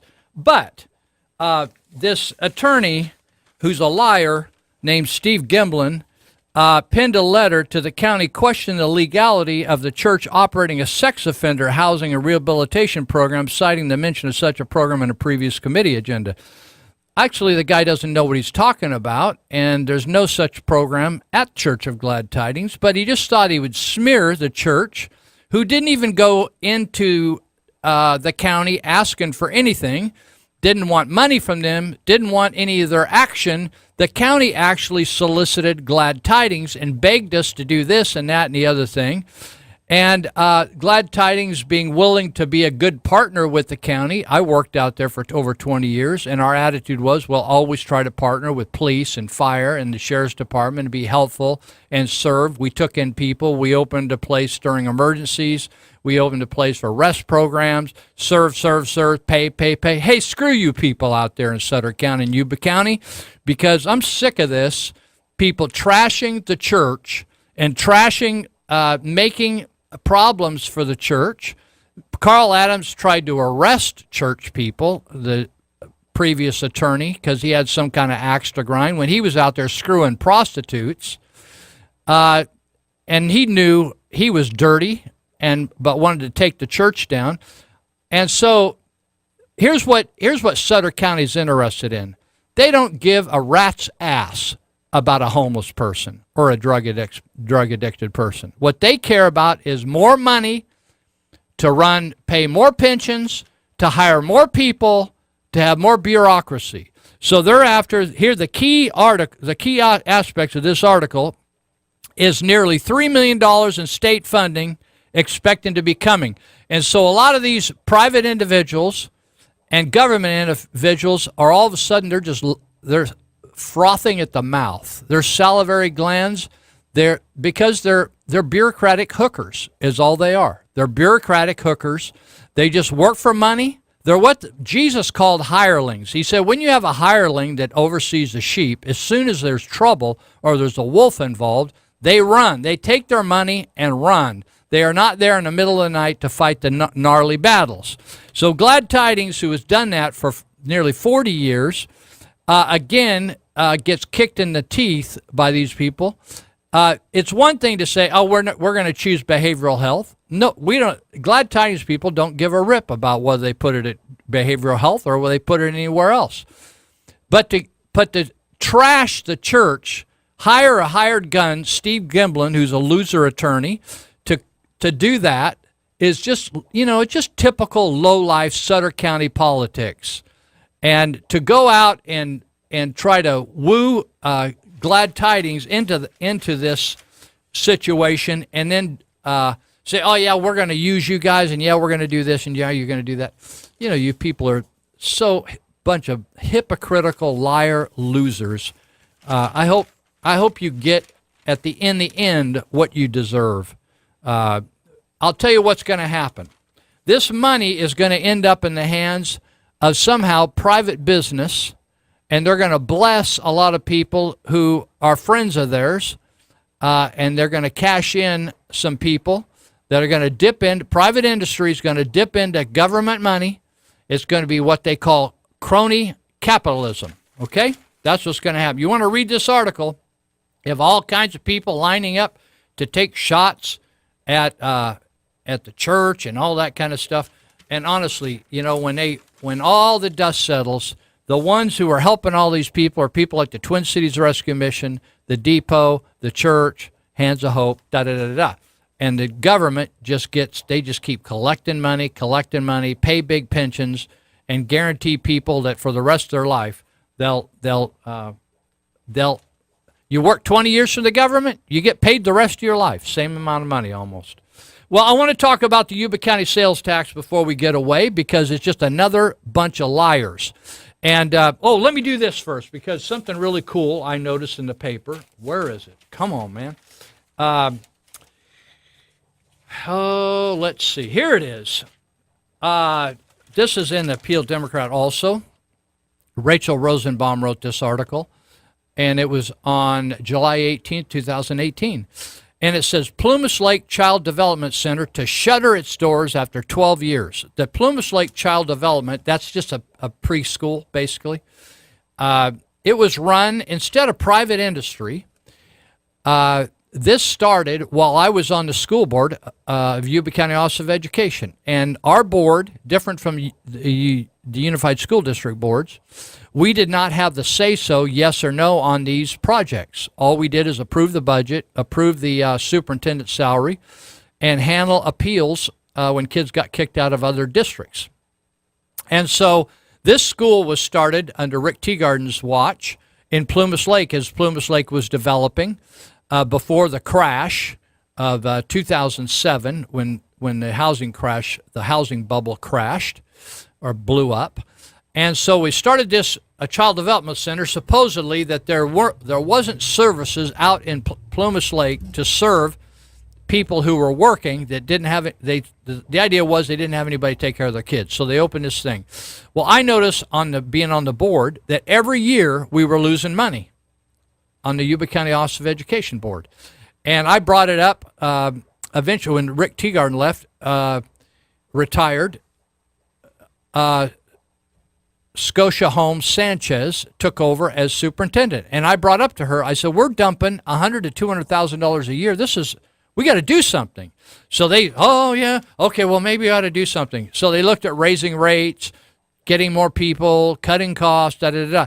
So I eventually moved off the board, and it's interesting because I heard that Andy Vasquez said when I was on the board of the school district, I didn't ever do anything. I'm a blowhard. And so, but one of the things I did on the board, it wasn't my idea. When Rick Teagarden left, he said, this is a 7-person board.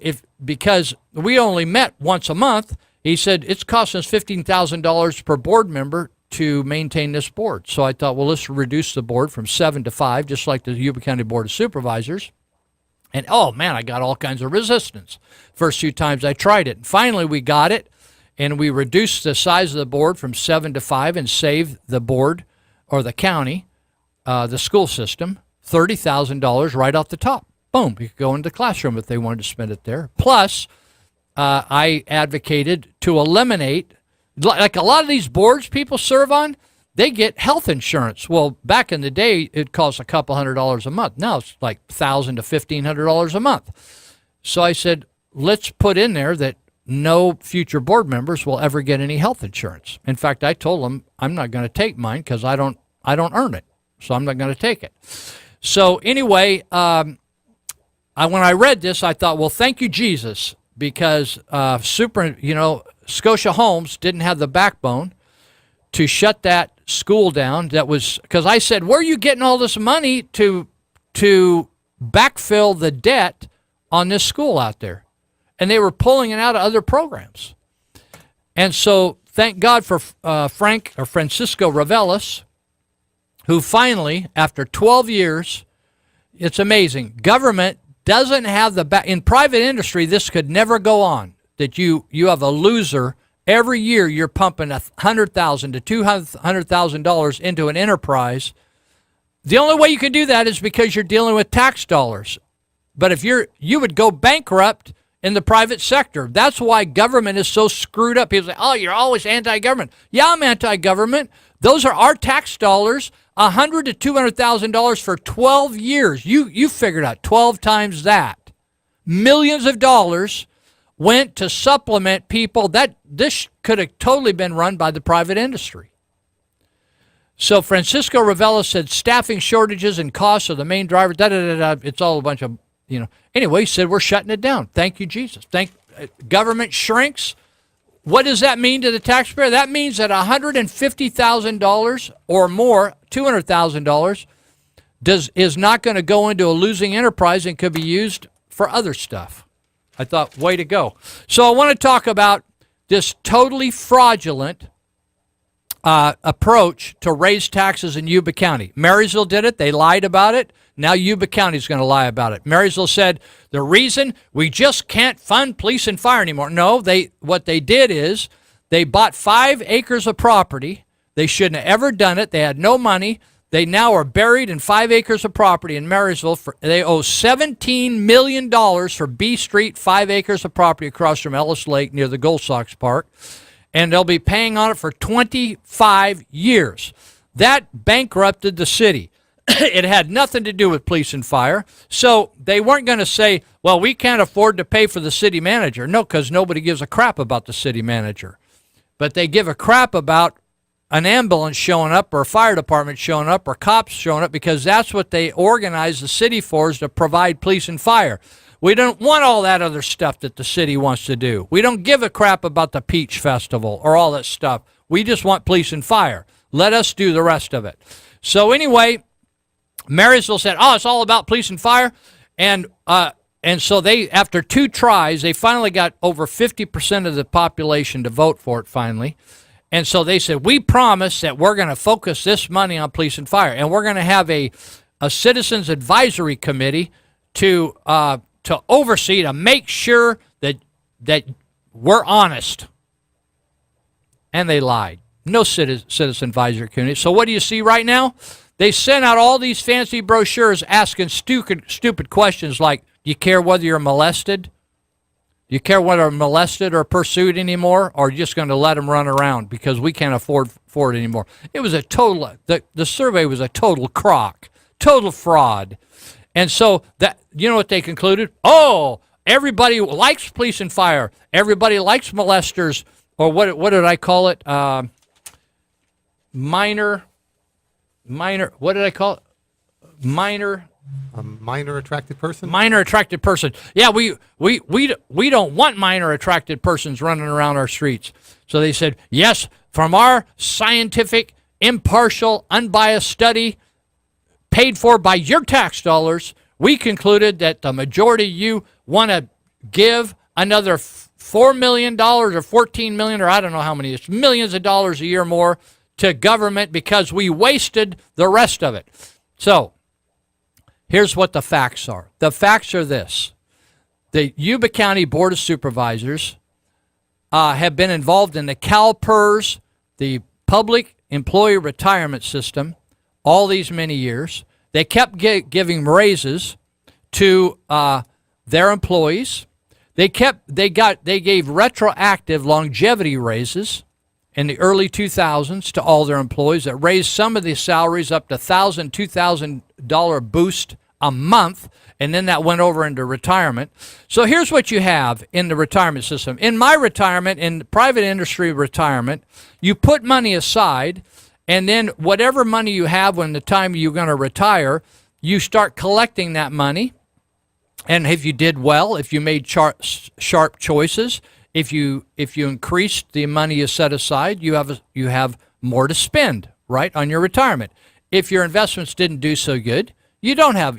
So in other words, whatever you put aside, hopefully you'll get that plus some interest back. The difference in the public sector and the government sector is it has nothing to do with how much you set aside. It has nothing to do with how much money is earned on those investments. They make, it's called a defined benefit plan. In other words, they make promises off into the future. They have no guarantee that they'll have the money to pay for those promises. So in other words, as long as that person lives, they're going to guarantee them 60, 70, 80, 90% of their final salary for the rest of their life, depending on the plan they had and how long they served in the county. So, for instance, Sheriff Durfer, who's retiring in August, after, I think, over 30 years of service to Yuba County. Thank you, Jesus, for Sheriff Durfer. However, I don't agree with the retirement plan. He didn't create it. He inherited it. It was part of the package when he went to work for the county. But Steve Durfer is actually going to make more money because he's not going to have to participate he's not going to have to contribute towards a retirement anymore. He's going to make more money retired than he is as a sheriff to the rest of his days. Now, here's the interesting thing. Here's the problem. We're now paying, when Sheriff Steve Durfer retires and Wendell Anderson takes over, I think sometime in August, maybe it's the end of August. Let's just say September 1. What that's meaning right now is the taxpayers of Yuba County are paying part of Sheriff Tyndall. If you go back, you go Tyndall, you go Durfer, then before him was Virginia Black, then you go before him was Gary Tyndall. Those people are all living right now. So as long as all three live, were all in Yuba County were beholding to pay their retirement as well as paying Wendell Anderson. So right now, as of September 1, we're going to be paying for 4 sheriffs in Yuba County. I want you to hold on to this thought. We're going to be paying for 4 sheriffs. Now, all those sheriffs, Tyndall, Black, Durfer, all probably retired at 90% of their highest payroll year. So they're probably making $160,000 a year in retirement. They already paid for their house. They aren't raising any kids in it. What do they need all that money for? But they're going to get like for instance, I live on lots, I get less than $1,000 from Obama's money. And I started cashing in when I was 62 because I just wanted my Social Security back. I didn't even care whether they made any money on it. And the rest of it I had to save on my own, right? So I hardly spend any money anymore because I'm done with all raising kids and trying to do this, buy houses and all that kind of stuff. But the reason we're broke in Yuba County is because all these people, judges, we're paying for 2 or 3 judges that are retired ahead of the one that's serving right now. We're paying for 4 judges and 1 serving. We're paying for 4 sheriffs and 1 is serving. That's crazy.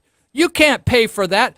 And they're only paying, sometimes in negotiations with the union, the county actually said, well, we'll pay the employees' share of their retirement.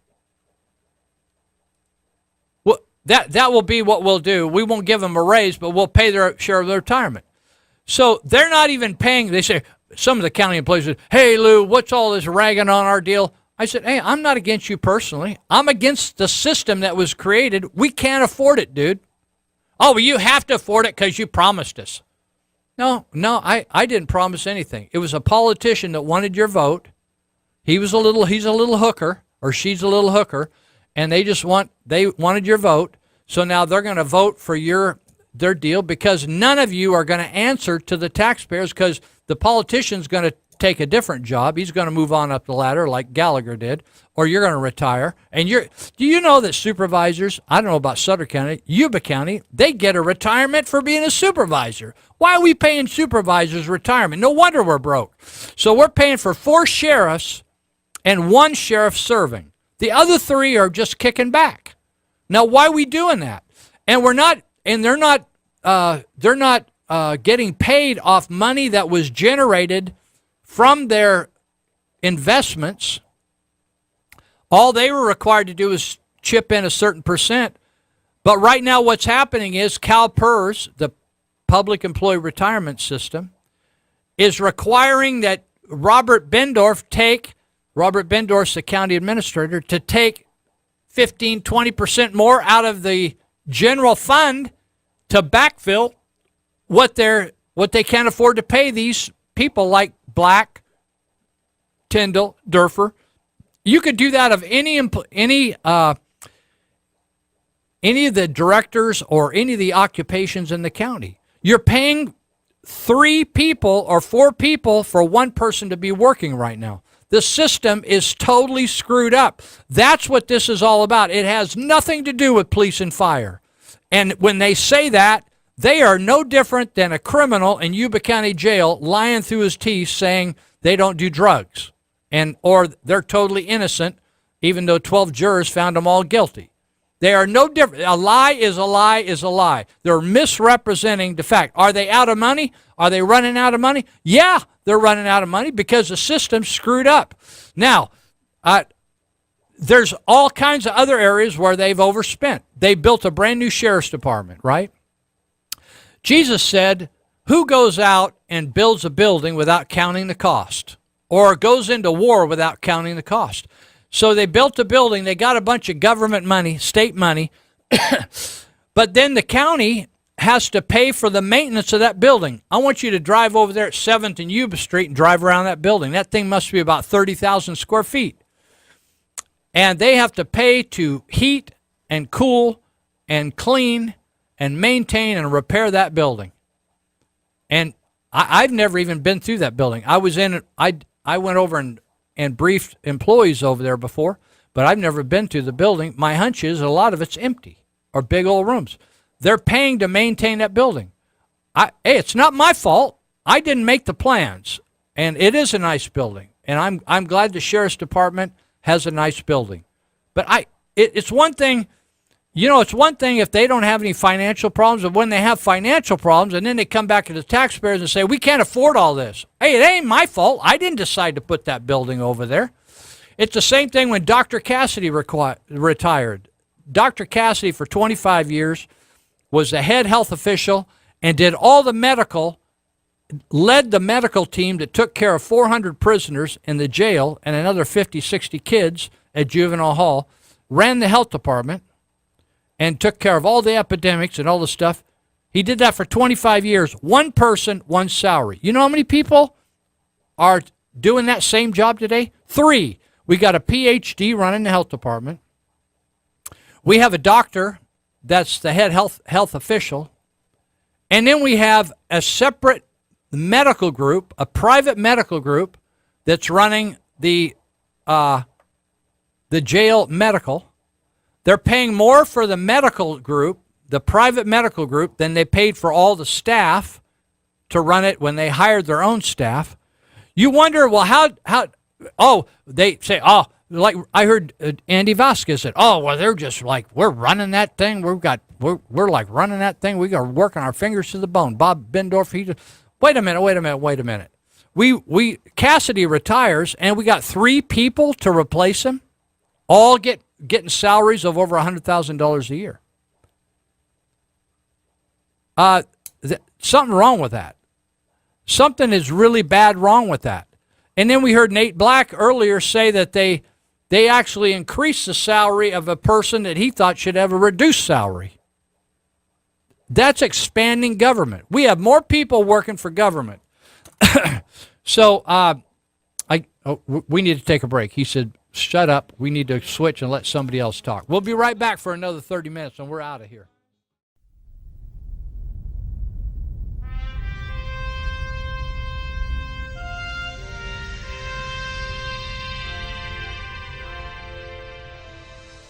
Did you know that California was never supposed to be just one state? Before the state was formed in 1850, there was discussion of forming 3 states instead of 1. California has an area larger than 7 East Coast states combined, and it takes 14 hours to drive from one end of the state to the other. California is simply too large to govern. Rural communities are being outvoted by more densely populated areas. The state of Jefferson is the solution. Please visit SOJ51.net to show your support.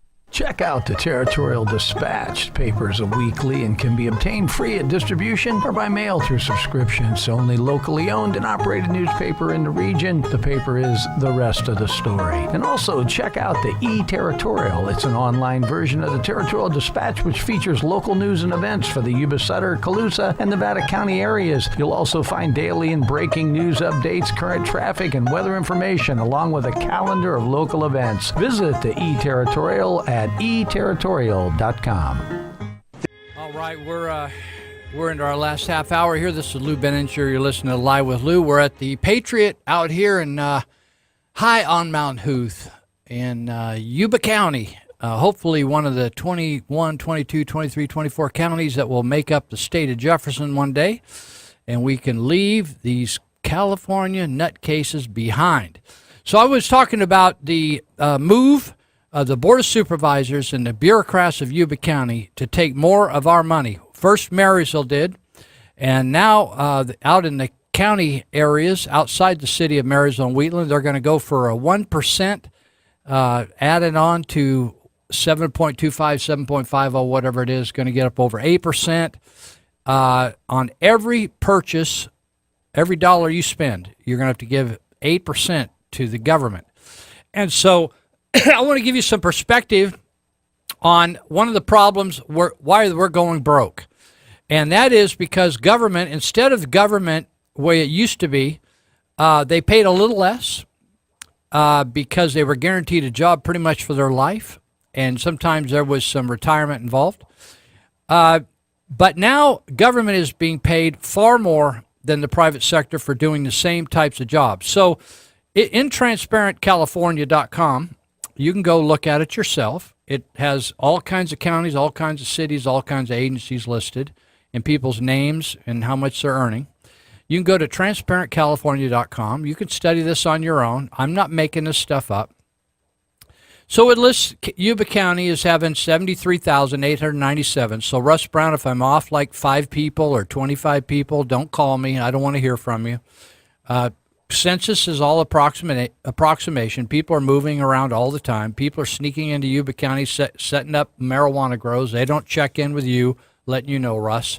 So 73,897, that's population. So for 73,000, we had total county employees in 2016 of 1,013. And I want you to do the math. You can divide 1,013 into 73,897 to show how many employees. I think that comes out to about 1 employee for every 73 people, right? That's amazing. I want you, every 73 person. We can't survive without a county employee doing something for us. You wonder why we're in trouble? That's it. So then they break it down to how many of those people are full-time year-round employees, because some of them only work part-time, part of the year. So they come up with 689 full-time employees. Now the median pay for full-time year-round county employees, median, that's not the average. Median is the middle place. So we got half the salaries that are less than this and half the salaries that are way more than this. Okay, the median pay, that's the pay that's right in the middle, not average, is $59,654 for a county employee. Now, when you add the benefits, what are the benefits? Well, the benefits are just like a salary, but they're non-taxable, right? So it used to be we'd get paid and then you go out and buy your health benefits, or you'd set some of that money aside for retirement. So, but with the county, they add that right in. So the median pay and benefits for full-time, year-round county employees is $83,108. Now, I want you to think about how much you make today out there in Yuba County. Maybe you and your wife both work and you don't make that together. I bet that's true for a lot of you.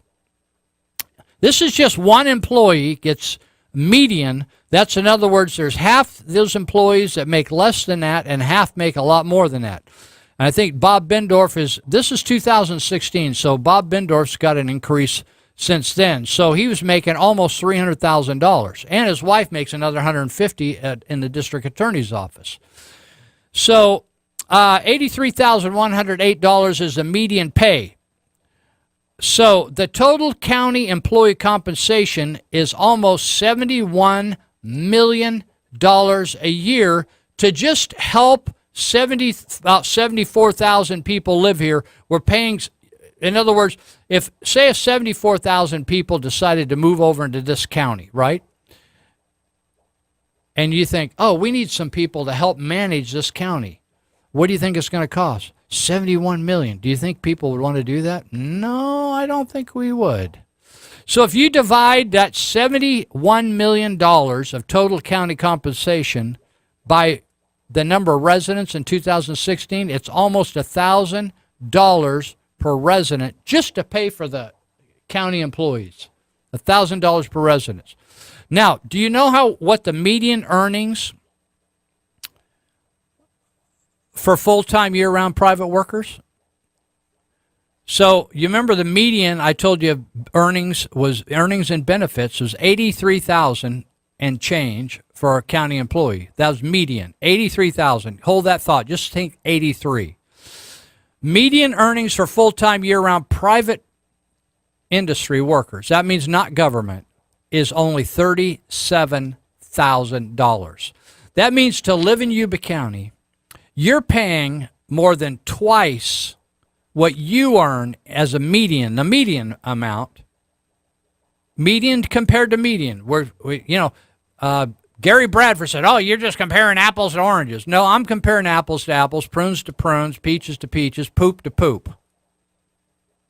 It's $83,000 versus $37,000. So for the privilege of living in Yuba County and earning a median wage of $37,000, you turn around and have to pay a county worker a median wage of $83,000. And they want more money. They say, well, we can't do it on this. Well, screw you. Go. Why don't you sell something for the county? Start a business, right? It's too much money.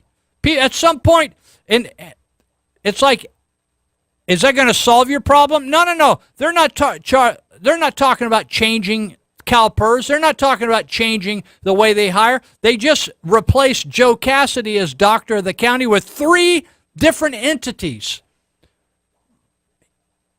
to cover one person's salary. And they actually, Mary Jane Griego and Bill Simmons and a bunch of them tried to fire Dr. Cassidy.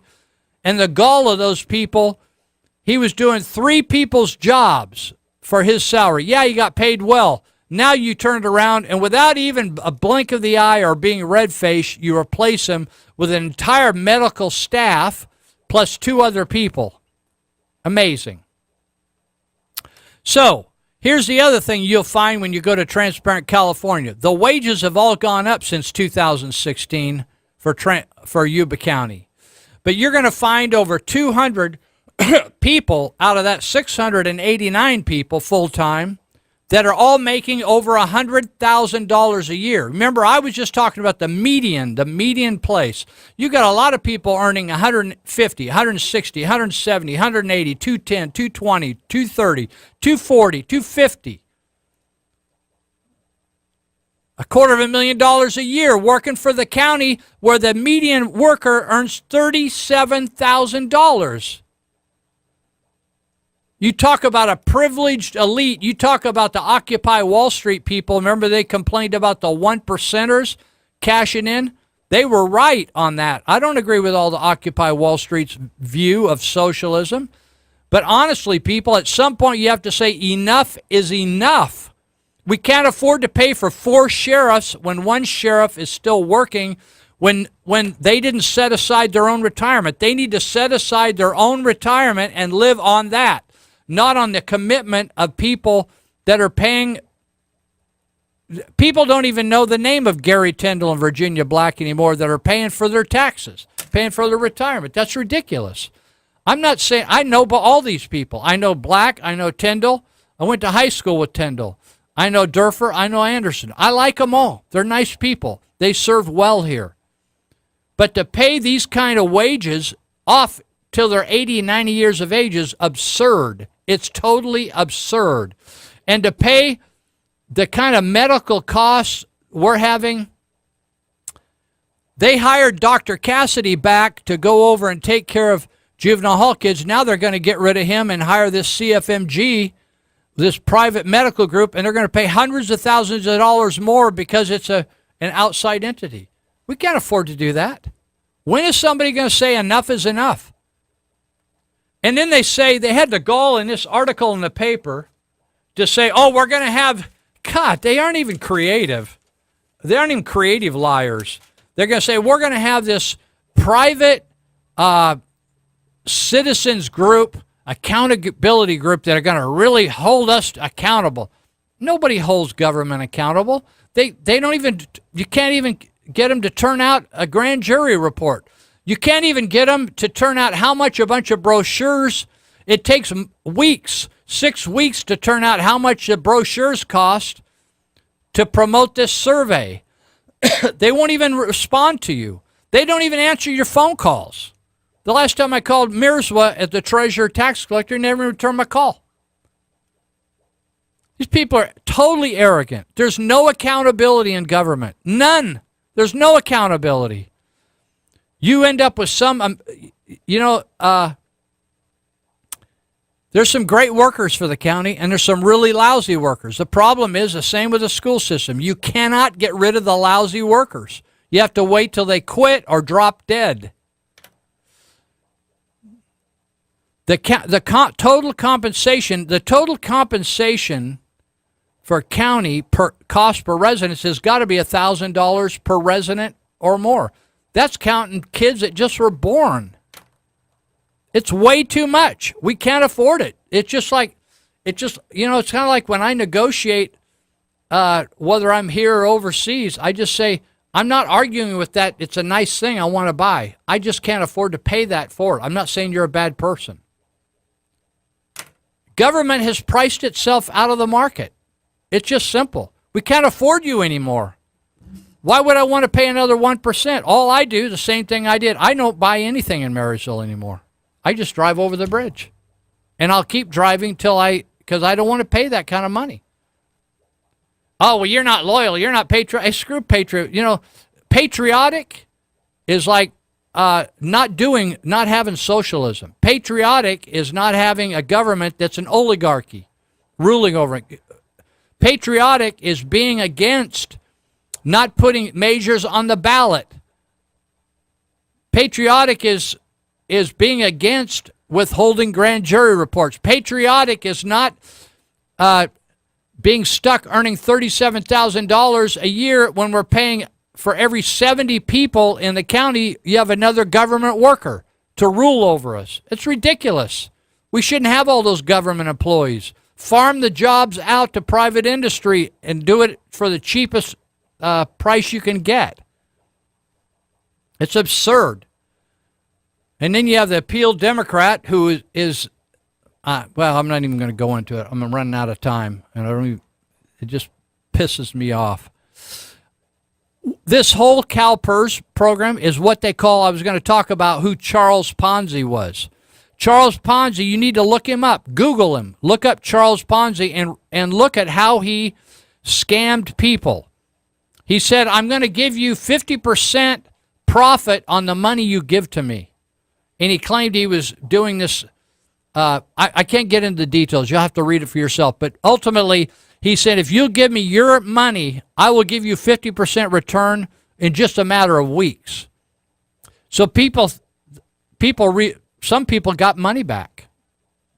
And other people said, well, I'm not going to take my money back. I want to let it ride because I want to keep earning 50%. But what he was doing, he wasn't even investing their money.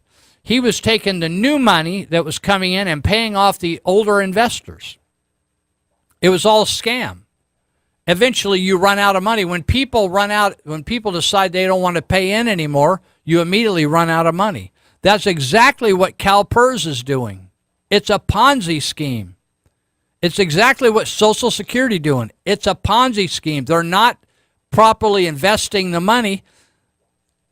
They're not taking, in other words, where the county says we're going to pay Lou Benninger a pension, they're not taking that out of my salary and setting aside so they can afford to pay that eventually. It's called not funding the pension. And like I think Nathan Black was saying earlier, that in Sutter County they were 70% funded. Other counties aren't that well funded. That means 30% of their commitment to retirees, they got to pull out of the general fund to backfill that. It's impossible. No wonder you're not getting any services. No wonder you have guys like Scott Mitnick came to town from Ventura County, flies back and forth, works a few days a week, and then turns around and says, well, we're going to close these departments on Fridays to save you money. Hey, screw that. Those people, if you're going to provide services, so how people are going to know what, people go over to the county to get a service that they're paying for, and you see on the door, closed today, closed on Fridays. And then they say it's all about saving the taxpayer money. No, let me tell you about what this is about. It's about benefiting the county employees. Whenever you see anything the school district does or the county does, it's all about better benefits for county workers. It has nothing to do with improved services to the county citizens. When the very fact that you have the median income at $37,000, paying people $83,000, that's totally absurd, people. And to turn around and say, for those people, I know these guys that went on, I call it the $1 million tour. I like those guys. Rich Webb, I have great respect for Rich Webb. But for those guys to be able to straight face, to them, to make Steve Durfer and Rich Webb to argue we're running out of money in these accounts? Yeah, because they took the money. The budget was supposed to be first for public safety, not for welfare, not for all these other services, health and welfare. That's secondary. Our reason for organizing into government in the county, state, and was not to have some welfare state. It was to provide for protection and safety for the residents. And the rest is foo-for-all. If you can afford some extra stuff and the people want it, great. Let me tell you how we get into all this stuff. The people didn't vote for all this welfare stuff. The people didn't vote for all these other services, paying people to tell me to drink water on a 108-degree day, pay people to tell me to wear sunscreen or wear a condom or not smoke e-cigarettes. We didn't ask for that. That just was brought to us and say, remember Governor and President Reagan used to say, his famous line was, we're the government and we're here to help. I don't need all this help. I can figure out the e-cigarette thing, condoms, wearing a hat, drinking water, and all that other stuff. My child safety seat, myself. I'd rather save the tax dollars. Let private industry tell me all that stuff. Let some insurance company tell me not, insurance companies, when I was having health insurance and all that stuff, they used to tell me, hey, don't smoke, do this, do that. I'll give you cheaper life insurance if you don't smoke or jump off high buildings. Private business can do that. So let me just, darn it, let me just see if I can jam this in. I wanted to mention this because it's a huge thing. Remember in Sutter County, I was out at Glad Tidings, we got this huge assessment to repair the levees. Every year we got to pay thousands of dollars towards building all those new levees. Well, now the Sutter Taxpayers Association say this Sabufka group, this levy group, is now going to try to get a new assessment on top of all the money that we paid for levees. Now they're going to want more money to maintain the levees instead of the state of California do it. And the Sutter County taxpayers, Pat Miller and the Sutter County taxpayers saying, hey, wait a minute. We don't want to pay for that, and you've killed the Sutter County Levy Commission, the people that put together the levies. They said, in order to get that money, they said, we promise that we'll have a citizens group, just like Yuba County promised, just like Marysville promised.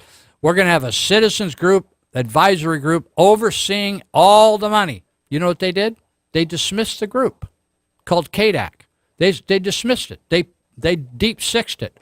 Now they're going to try to create a special benefit assessment district, and they are going to try to get more money from the taxpayer.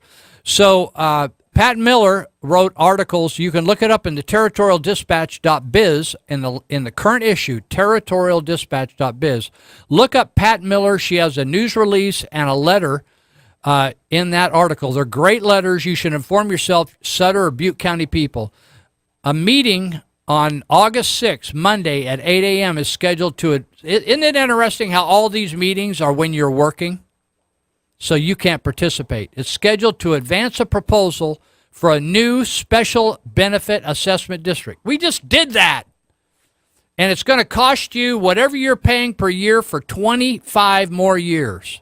And now they already want more money. The location of the meeting is the Board of Supervisors Chambers on 2nd Street in Yuba City. 8 a.m., August 6th. Go to that meeting and raise some hell. Levy District 1 and Levy District 9 are trying to get more money, and the Sutter County taxpayers said, hey, wait a minute. You're out of bounds. You're coloring outside the lines. We want more accountability on how you spent money. You ditched the Citizens Assessment District Advisory Committee called KDAC. It was disbanded by what they call Sabufka. And on September 2017, and they're saying, we want the state to oversee the levies and maintain the levies. We think they'll do it cheaper than the levy district. We're done, and I don't know what they're going to do with the sports show. They're not here, and maybe we're going to do. I don't know. I'm not staying. I'm leaving. We'll see you next week. Do something good for somebody. You may be treating an angel that you don't even know about. So be kind to people this week. See you later.